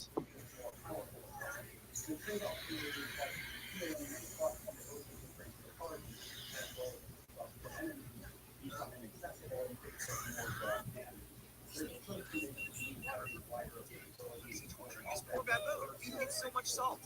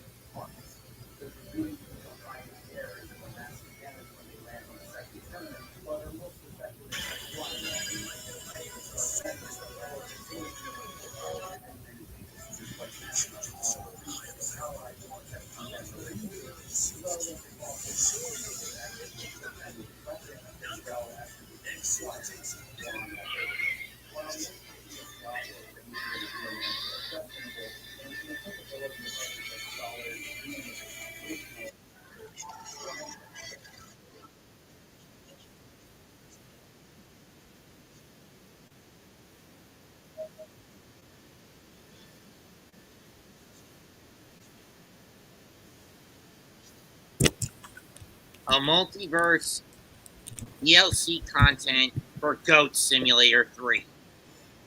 Seriously?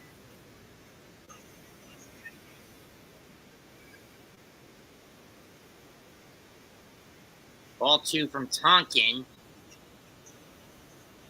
Goes to Tasker Hernandez. Strike 1. 2-1.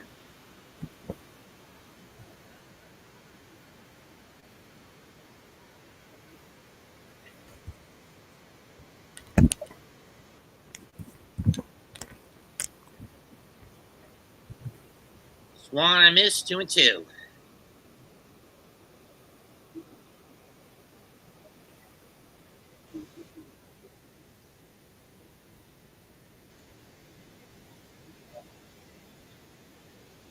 Here's the 2-2 pitch.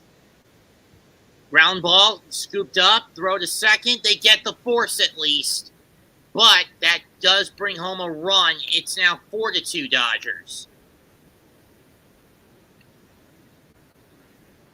From the way LeMahieu grabbed that ball and the angle he threw it at, there was no way they were going to be able to pull a double play. So allow the run to get home and get the force out, which is what they did.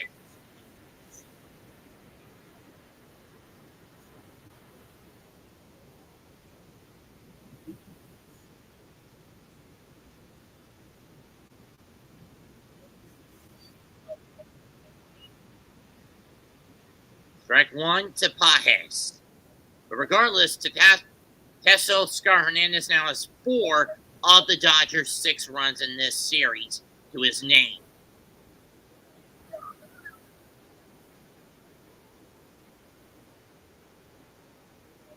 Ball 1.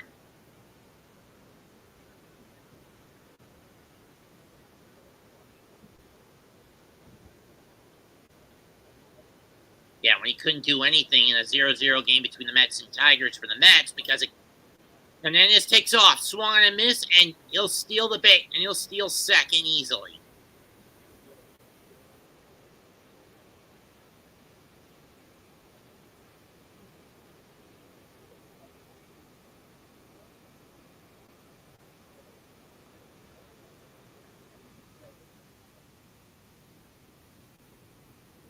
Swung on a miss, strike 3, but the Dodgers do get another run out of it. 1 run, 2 hits, 1 stranded, 4-2 in favor of the Dodgers.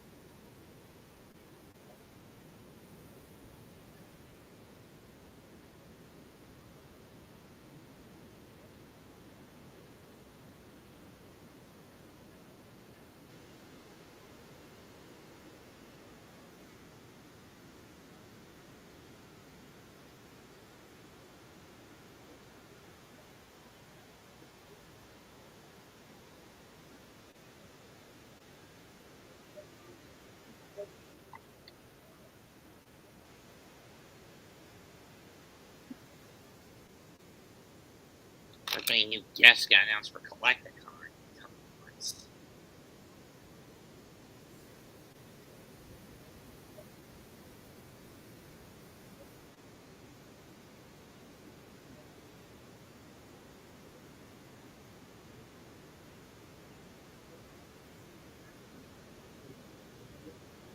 Well, outside of the status quo that we already know about.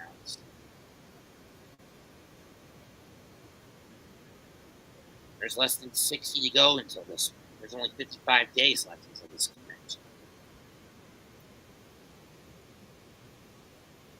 Thought by now they would have announced Jason Page and Christina V showing up for his usual spiel at these collectors' conventions.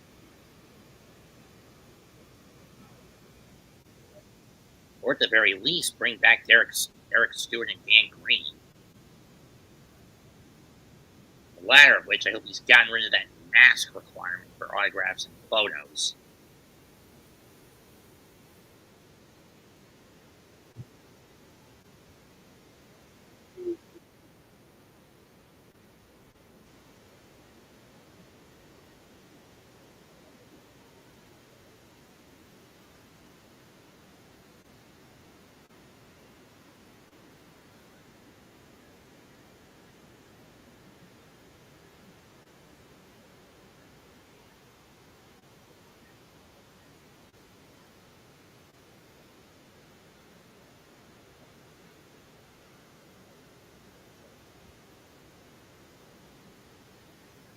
Ball 1. 1 to Rizzo.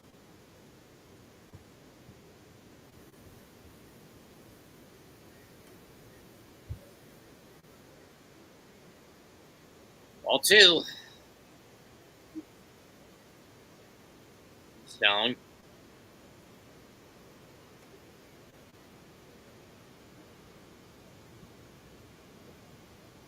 Rizzo showing bunt, pulls back, but takes strike 1 regardless. Seriously, Rizzo, you're not a fast runner. You're not with the damn Cub team you won the title with in 16. Quit trying to play like you were. Rizzo hits one right into the glove of Betts. 1 down.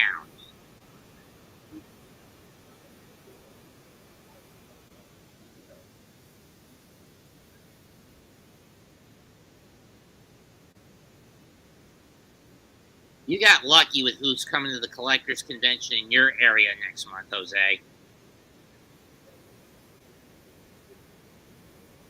Strike 1 to Glaber. Listen to this lineup. Peter Cullen. Strike 2. Ray Park. The Yin Yang Twins. Sean Schimmel. Mally Flanagan. Steve Bloom. Terry Hawks. Erica Schroeder. Charles Marnet. Veronica Taylor. Eric Stewart. Dan Green. David Lowe. Sabrina Palencia. At the moment. 1 and 2. And that's for a collector's convention that's happening in New Jersey next month. In about 6 weeks. 1-2. And Torres pops it. Fly ball to right center. Taylor under it. 2 down.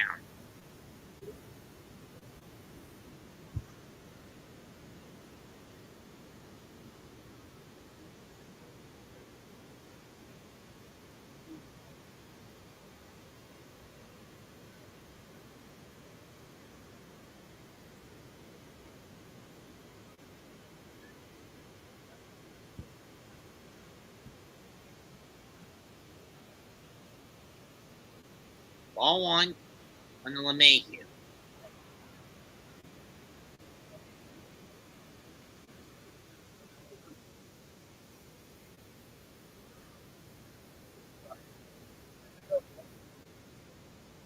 Fouled off 0-2.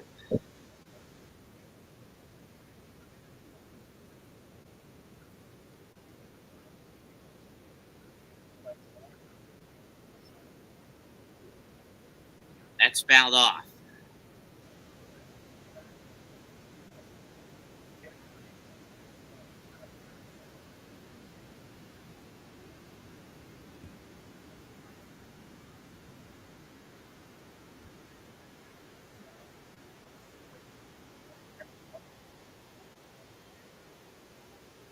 That's driven in the center. Base hit for LeMahieu. He's on with a 2-out single.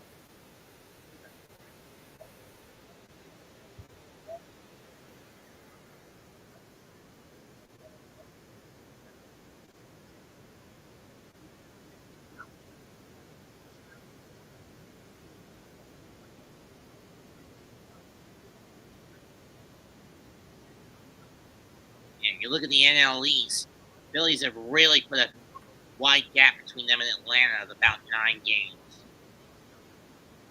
Strike one to Austin Wells. But then again, the Braves came back from about 10.5 down to the Mets at that point last year in 22. Point in 22.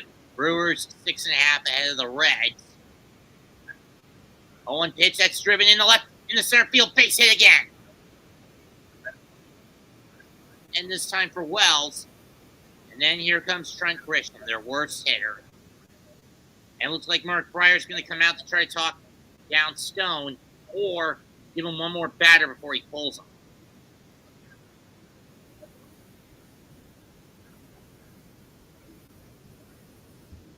Weird.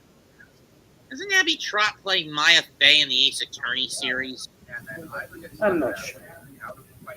Let me double check the anime.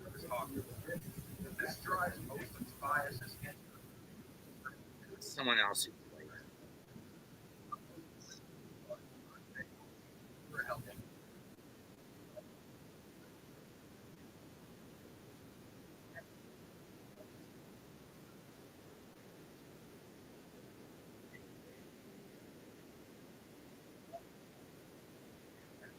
Oh, that's Mia. I was looking for Maya.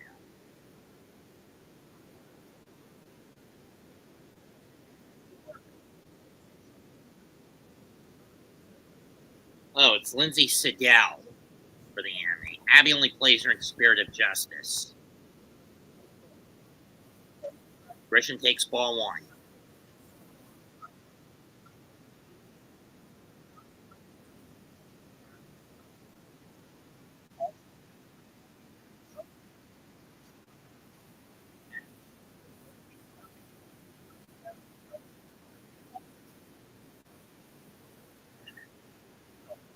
Ball two, but that's the problem with Grisham. He's an all-or-nothing swinger.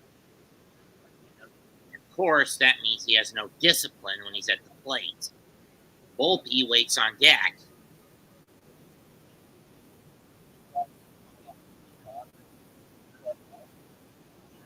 Mayhew at second.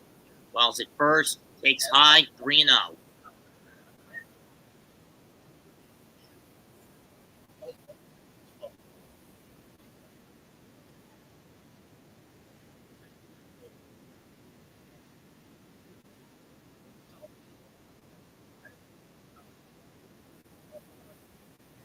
And he takes ball four, so the bags are loaded, which means Stone might be coming out.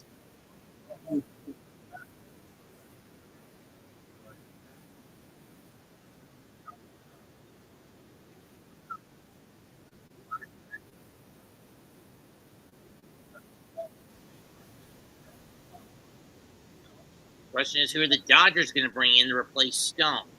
And after 5 2/3 innings, tit for tat, the Dodgers are going to pull their starter.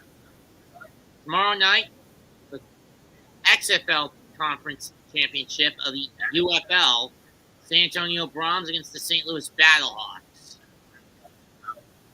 Or Brahmas.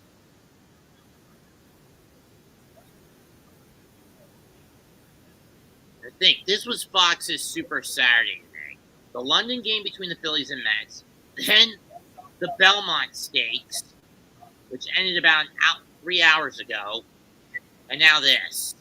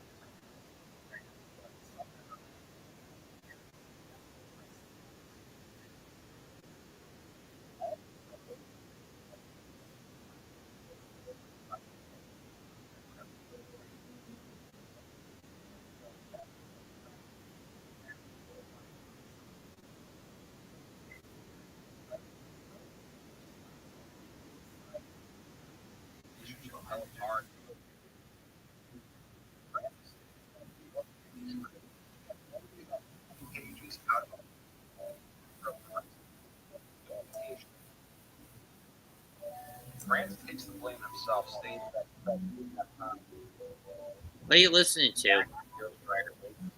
Ace Attorney music just to pass the time.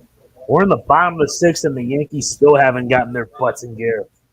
Well, they've got the bags loaded, and they forced the Dodgers to replace their starter. I know. And I just spent much of my day today doing something that wasn't even in the modern versions of the Apollo Justice Ace Attorney trilogy, the Ace Attorney Theater. I don't know why they didn't even include that, but jeez. That wasn't in the DS original either. 3DS original wasn't. What, Spirit of the Asinine Attorney? It was in the 3DS. No, I meant the case. I thought it was like a Yeah, download. it was like special episode, like Ace Attorney Theater. Oh.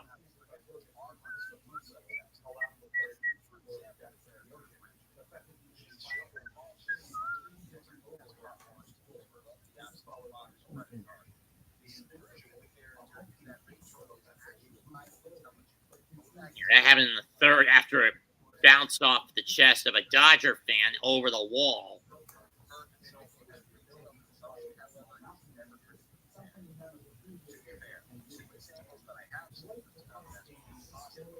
Here's Volpe. Let's see if the Fox can get one through the hole. Ball one. The new pitcher is Vesia. Let's see what this guy's first name was again. Let me double check. Oh, Alex Vesia.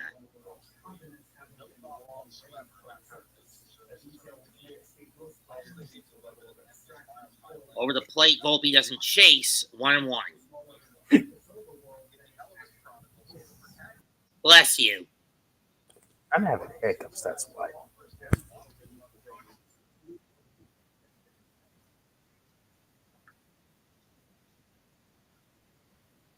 Yeesh. 1-1 pitch is fouled off. 1-2.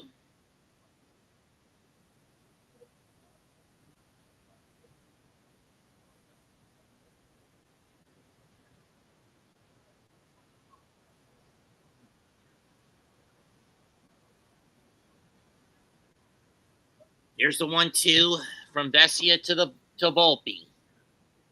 Will he make contact? No, that goes too far inside on him. 2-2.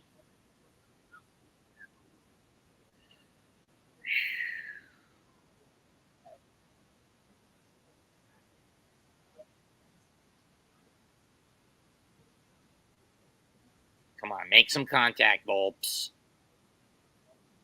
Volpe bloops one. But it's there for Taylor to make the catch. And the Yankees blow the bases loaded opportunity. We go to the seventh, 4-2 Dodgers. Damn it.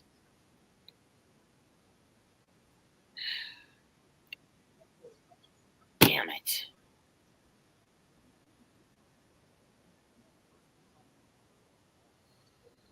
We're officially 2/3 of the way through this.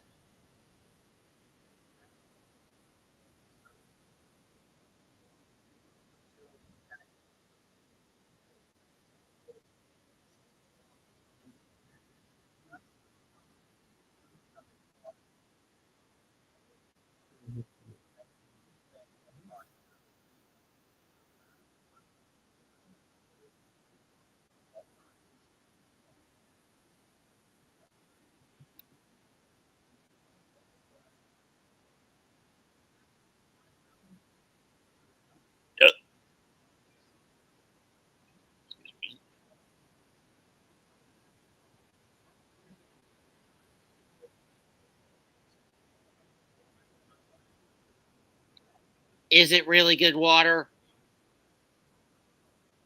What? Deer Park. I don't even know.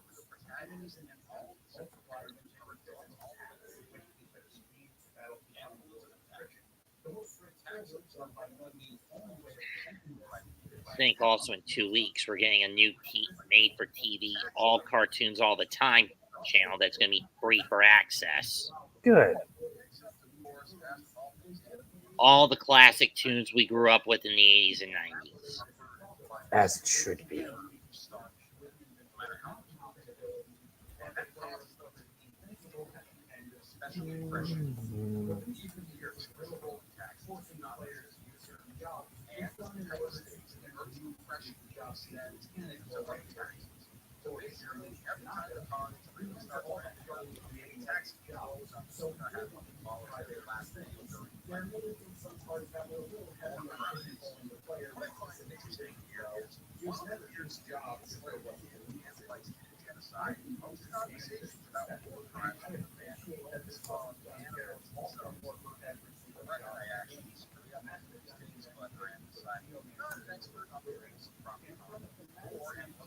We are on the top of the 7th. Still 4-2 Dodgers.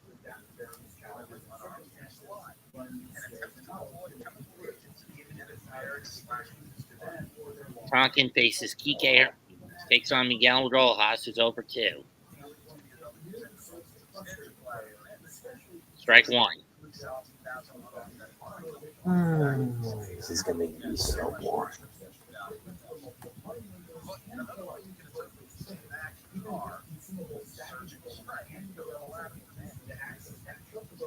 It's fouled off. 2.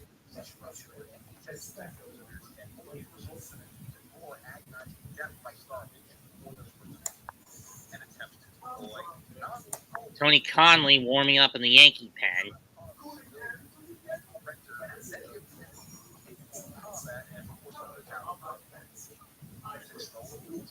Looks like the Dodgers are most likely going to win this. That one's fouled off. Perhaps.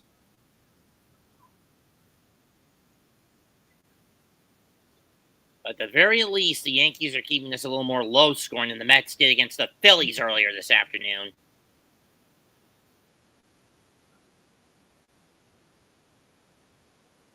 And to be perfectly honest, the Yankees haven't let this one get away from them all that much.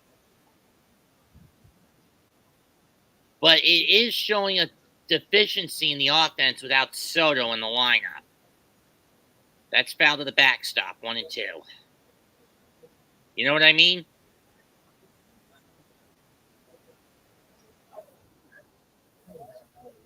Because sooner or later, that day-to-day arm injury could go to a 15-day injury list, then a 60-day, and then it's probable Soto could be out for the rest of the year. Ground ball to short. Throw by Volpe, gets the out.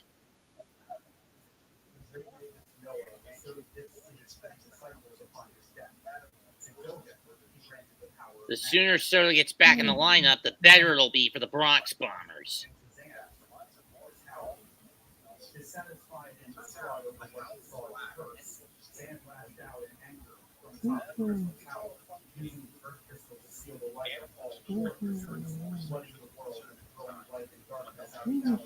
EK pops it up, going behind the plate, and Wells isn't going to have a chance as it goes over the net. 0-1.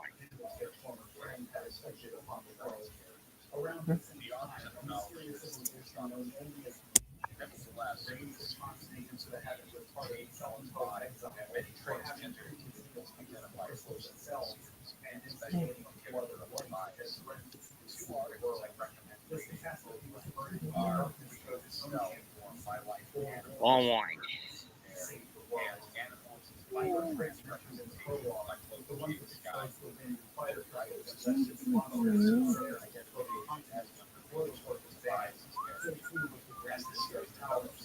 DK hits this one to center.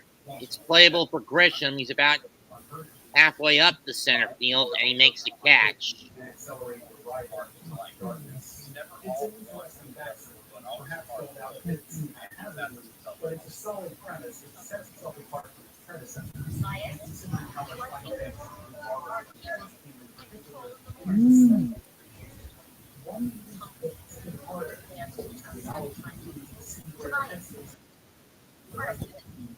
Strike one. On the Taylor. And there you Yeah. see the last Yankees world title pennant, 2009. It's really been that long. Almost 16 seasons since that last title.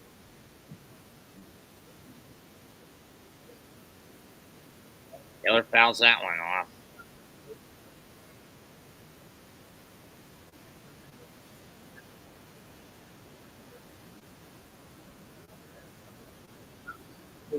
Got him looking.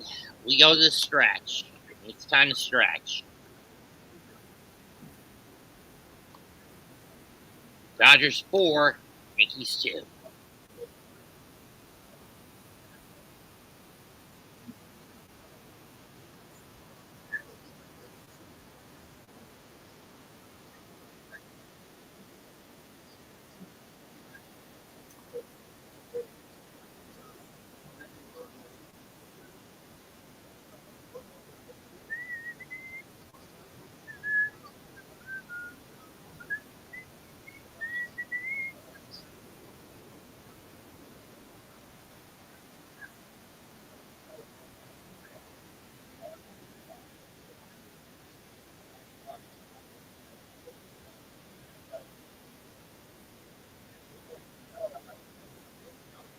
Already bottom of the seventh.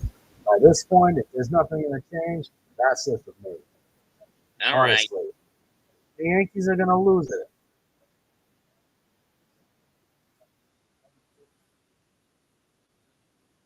That's fine.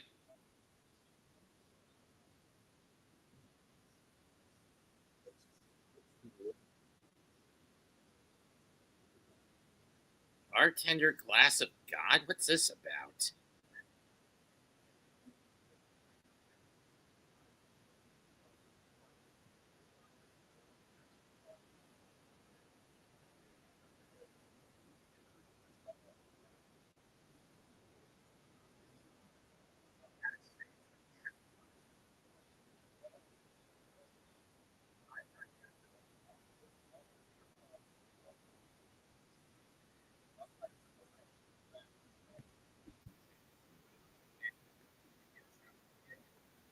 Seriously? There's an anime that centers around bartending on Crunchyroll right now?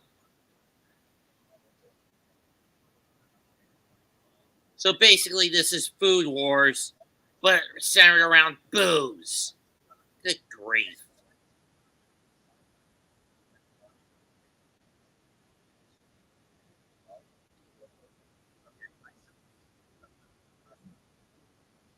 Let's just hope the shots don't result in people's clothes flying off. You know what I mean, Jose? What? There's this anime going around on Crunchyroll called Bartender Glass of God. I don't have Crunchyroll, so I have no. Neither do I. I care not for it. Neither do I. Steam profile for Yankee Steam. The first version was used by the Giant Polo Grounds to 1963, the home of the Mets, Yankees, and Giants before the Yankees moved. Then Ebbets Field, home of the Dodgers until 1957. 1923 and 1957 was the New York Giants and Yankee State and New York Yankees. Then the Brooklyn Dodgers came into town. And then in 1957, the Giants moved to San Francisco. A year later, the Dodgers moved to Los Angeles. 1962, the Mets came into town in Queens. And the rest is history.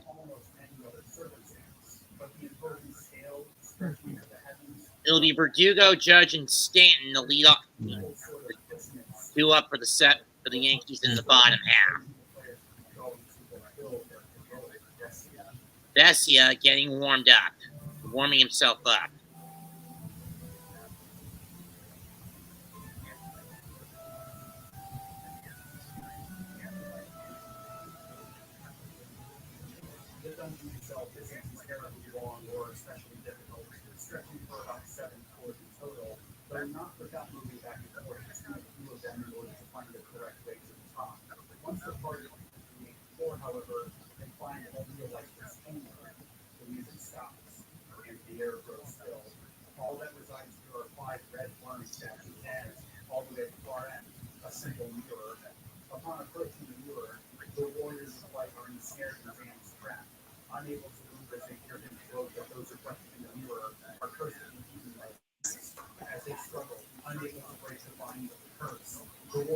First pitch to Verdugo. Low and away. Ball one. Verdugo's hit a single and a double.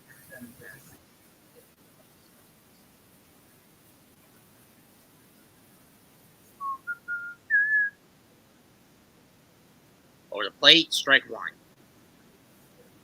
Vesia does have more horrible luck against southpaw hitters than he does against right-hand batters.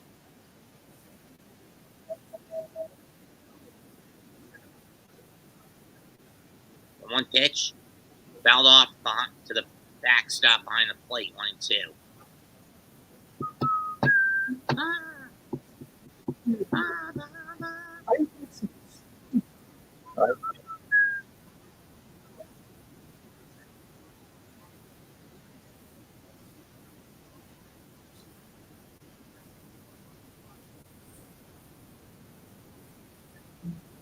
You know, this team is going to need the angry scientist to keep the big stadium results. Reaches and fouls that one off, 1-2.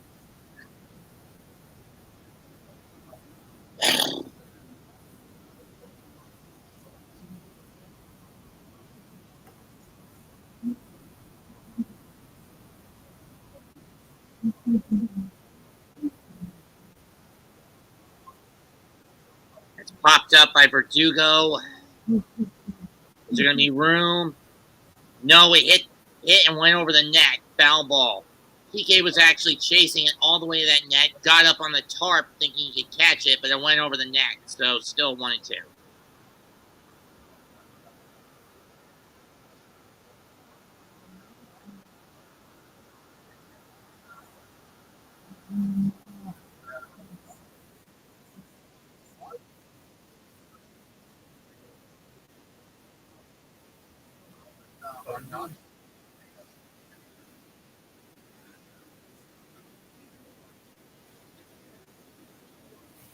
One-two pitch.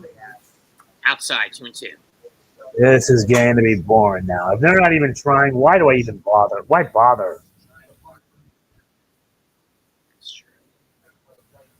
Not to offend, but by the time this is over, it's all going to be a waste.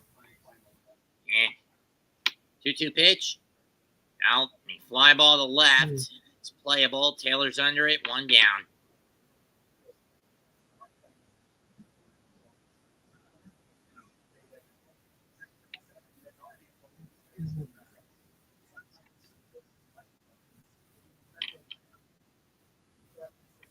John Ramirez warming up in the pen for the Dodgers. Probably coming in the 8th. Here's Judge. Last 39 games, including tonight, 18 homers, 43 RBIs. First pitch. Swung and missed. Strike one.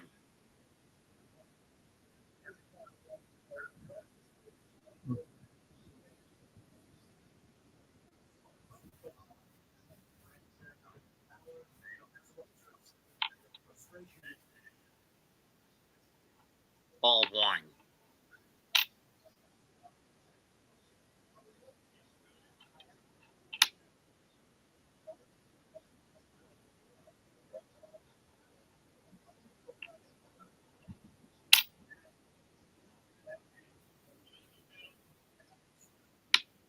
Go. No yin. 2-1.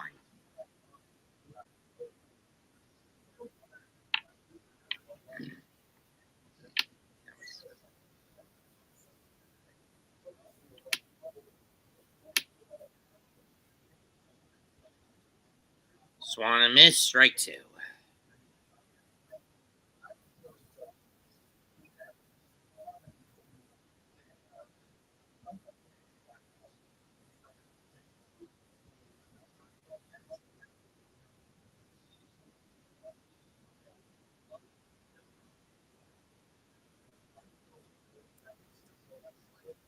Two-two to Judge. Let's see if he can whack it. Everything on the right side of the plate. It's more likely he's not going to.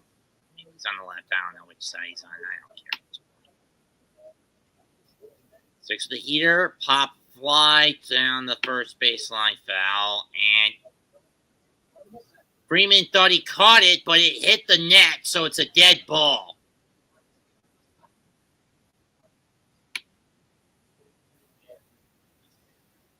See, did it hit the net before it fell into the glove?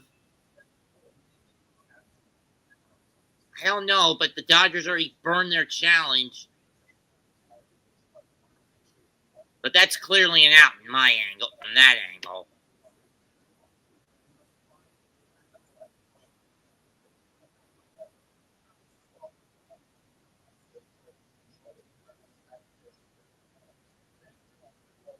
I mean, seriously, that ball didn't look like he even hit the net before Freeman caught it. But doesn't matter anyway. Strike 3, 2 down.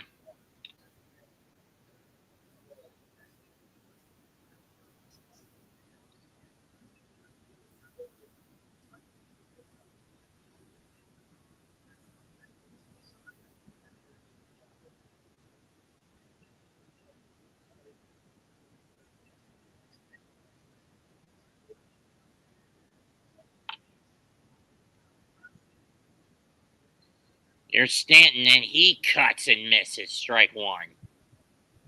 And that's a bunch of motherfuckers. Last 42 games, the Dodger pen 2.03 ERA, the lowest in the league.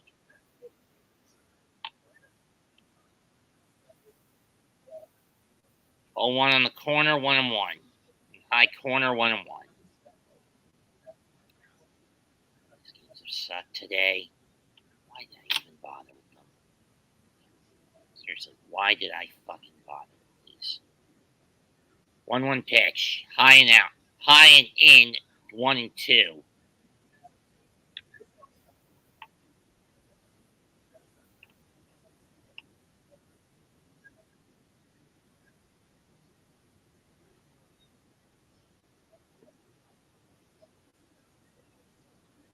Stanton pops it up. And if you want to get going, Jose, that's fine.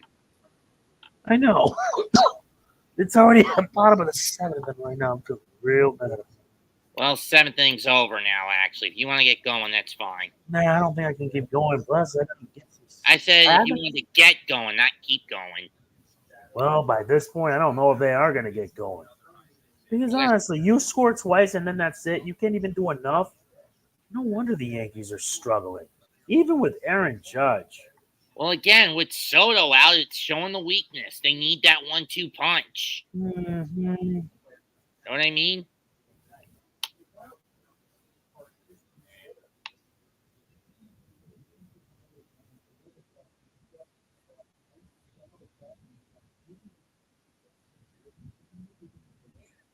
So if you want to leave, I'm not going to stop you. I know.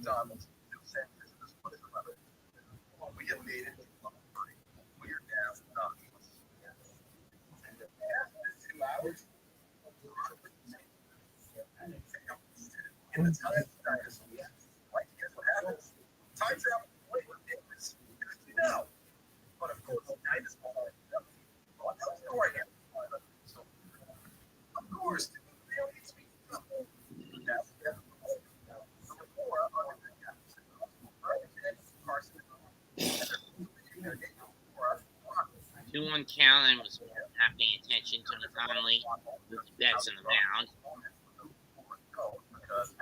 Betts in play. Tony Conley on the mound. 2-1 pitch. Strike 2.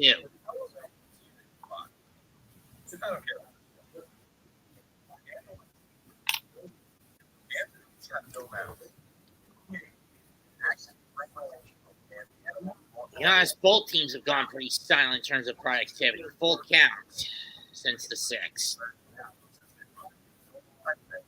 Ohtani waits on deck.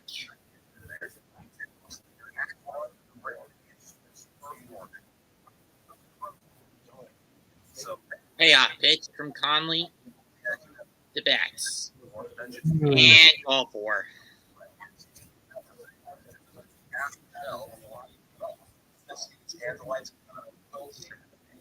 And here comes Ohtani. Shohei has an RBI single, but he hasn't done much else.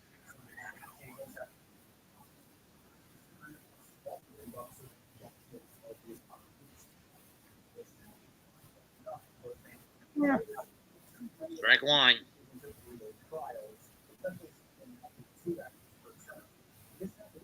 Ohtani's career resume: 2018 Rookie of the Year, 2-time AL MVP, 3-time All-Star, 2023 World Baseball Classic MVP.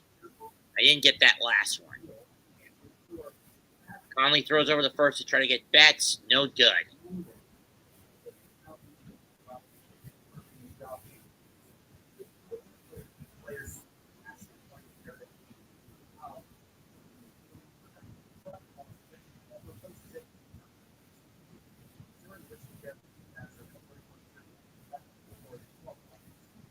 Swung and a miss. Strike 2.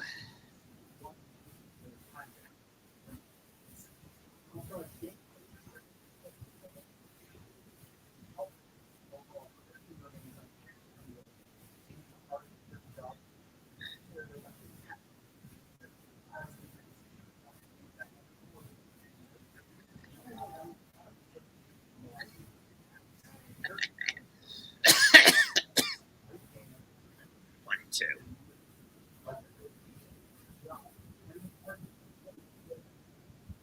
Seriously, sheep.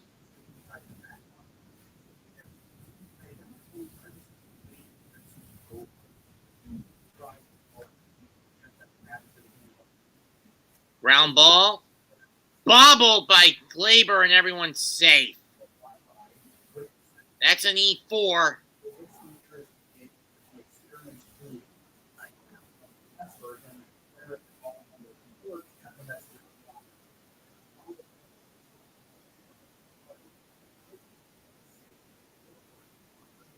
Last night, Glaber fucked up on a pop-up. Tonight, he fucks up on a ground out.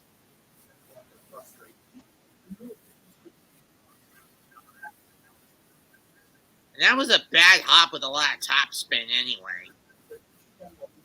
Freddie Freeman's up. Strike 1. And if he gets one over that fence, I'm cutting the stream if that's okay, Jose. Yep.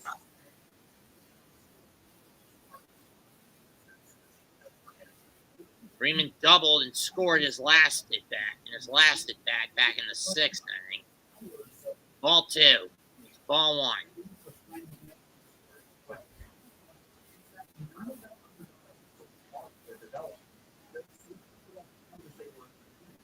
I won't get this game tomorrow.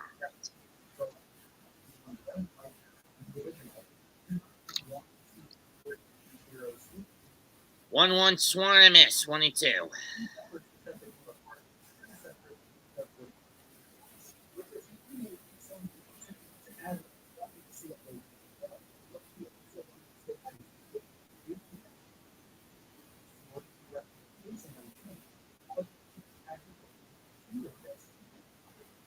One, two, low, 2-2.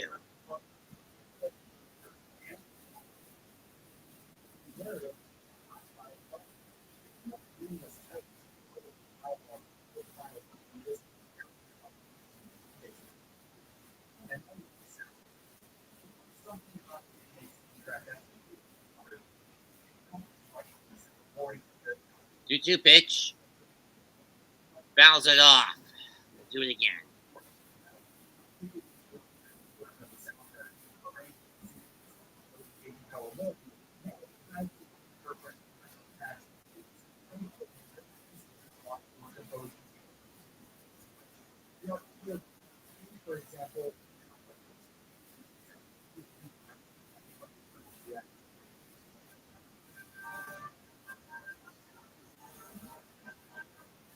Got him to chase. Strike 3.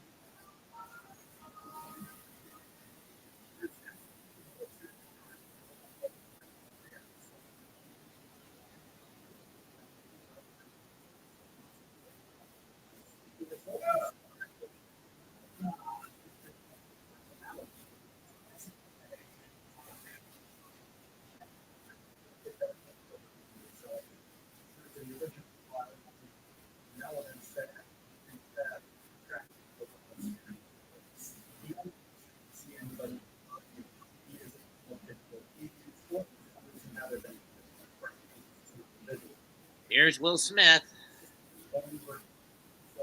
2 on 1 out, ball 1.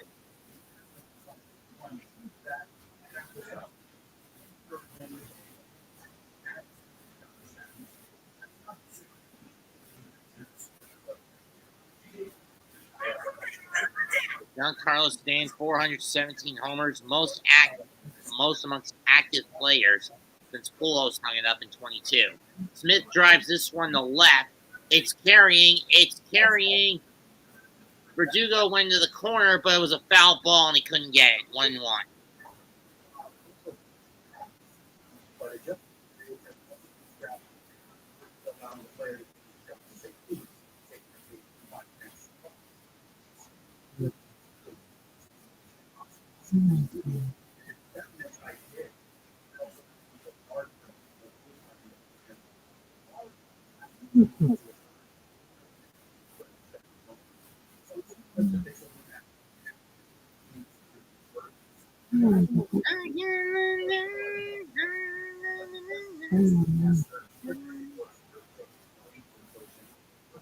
One.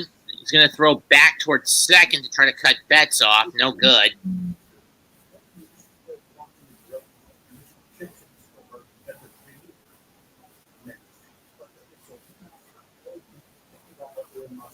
More Shens.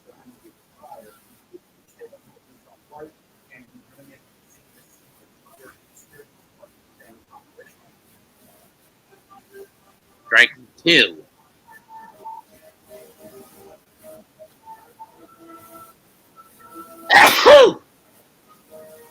Excuse me.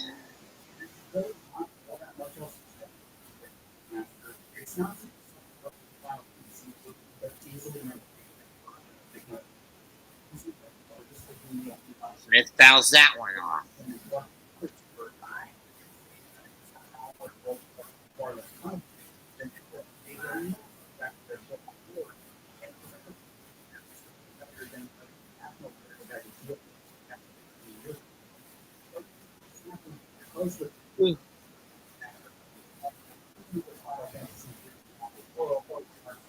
One, 2 pitch low, 2-2.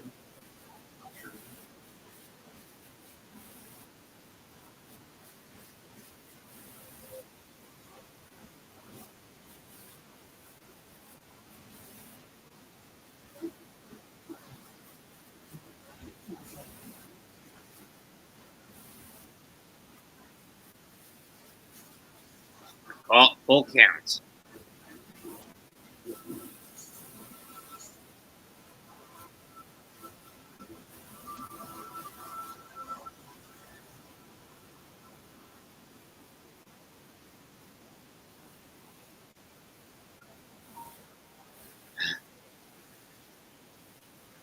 Ground ball. Sold and reviewed well, with each of them landing in the top 5 of the bestsellers list during the first week of release, and scores from volume 2 in the mid-30s on a 40-point scale. But upon its release on April 27, 1990, Final Fantasy III would exceed them both, taking number 1 on the bestsellers list, temporarily dethroning Dragon Quest IV. Full count to Smith. Release on February 11th. Its score of 36 out of 40 from Volume 2 would also surpass the first 2 games, with particular praise for the job change system. Payoff. Rounder fouled again. When the game as a whole was compared to Dragon Quest IV by Mizuno, he felt it exceeded NX's most recent bestseller. Though it would quickly fall from the number 1 spot on the sales chart, it continued to fly off shelves into the beginning of the summer, and it would ultimately sell 1.4 million units, more than its predecessors combined.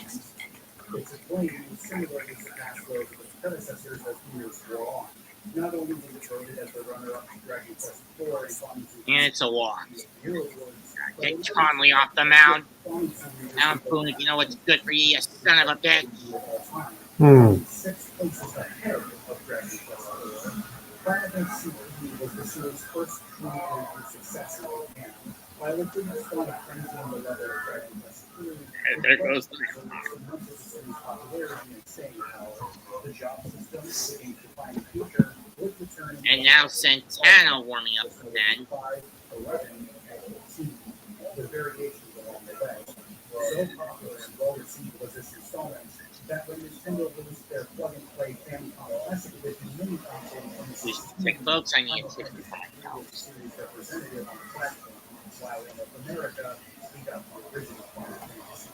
The reason for the Famicom version of Final Fantasy III never being officially localized, but considering the game's reputation overseas, I doubt there would have been much interest in it. Career with the bases loaded. At 4 grand slam. This year, 8 RBIs, 250 batting average, and a salami. The old school design philosophy and the evolution of the franchise since 1990. By 2006, Final Fantasy was Swung and a miss, strike 1. stories and characters, with world so much crafted that bottle of death reasons. Final Fantasy XII was released on PlayStation 2 and following month in North America, to give you an idea of how far along this has become. They just got Olo and a Sultan face earlier in this game. Blowing away 1-1. Come on, Conley. Stop throwing that low in the dirt trying to Oh, this is going to get pointless by this point. Yeah, any hit will get a run home unless it's a double play ball. We've already seen Glaber fuck that up. 1-1 pitch. Outside, 2-1. Again, quit throwing to the outside. Get into the zone, you son of a bitch. Oh, my God. If there's nothing changing after this, then I'm out. Sorry. Or if anything But changes for the worse, I might as well just stop the stream here and now. You may as well. They're not going to win regardless on that. Fouled off, 2-2.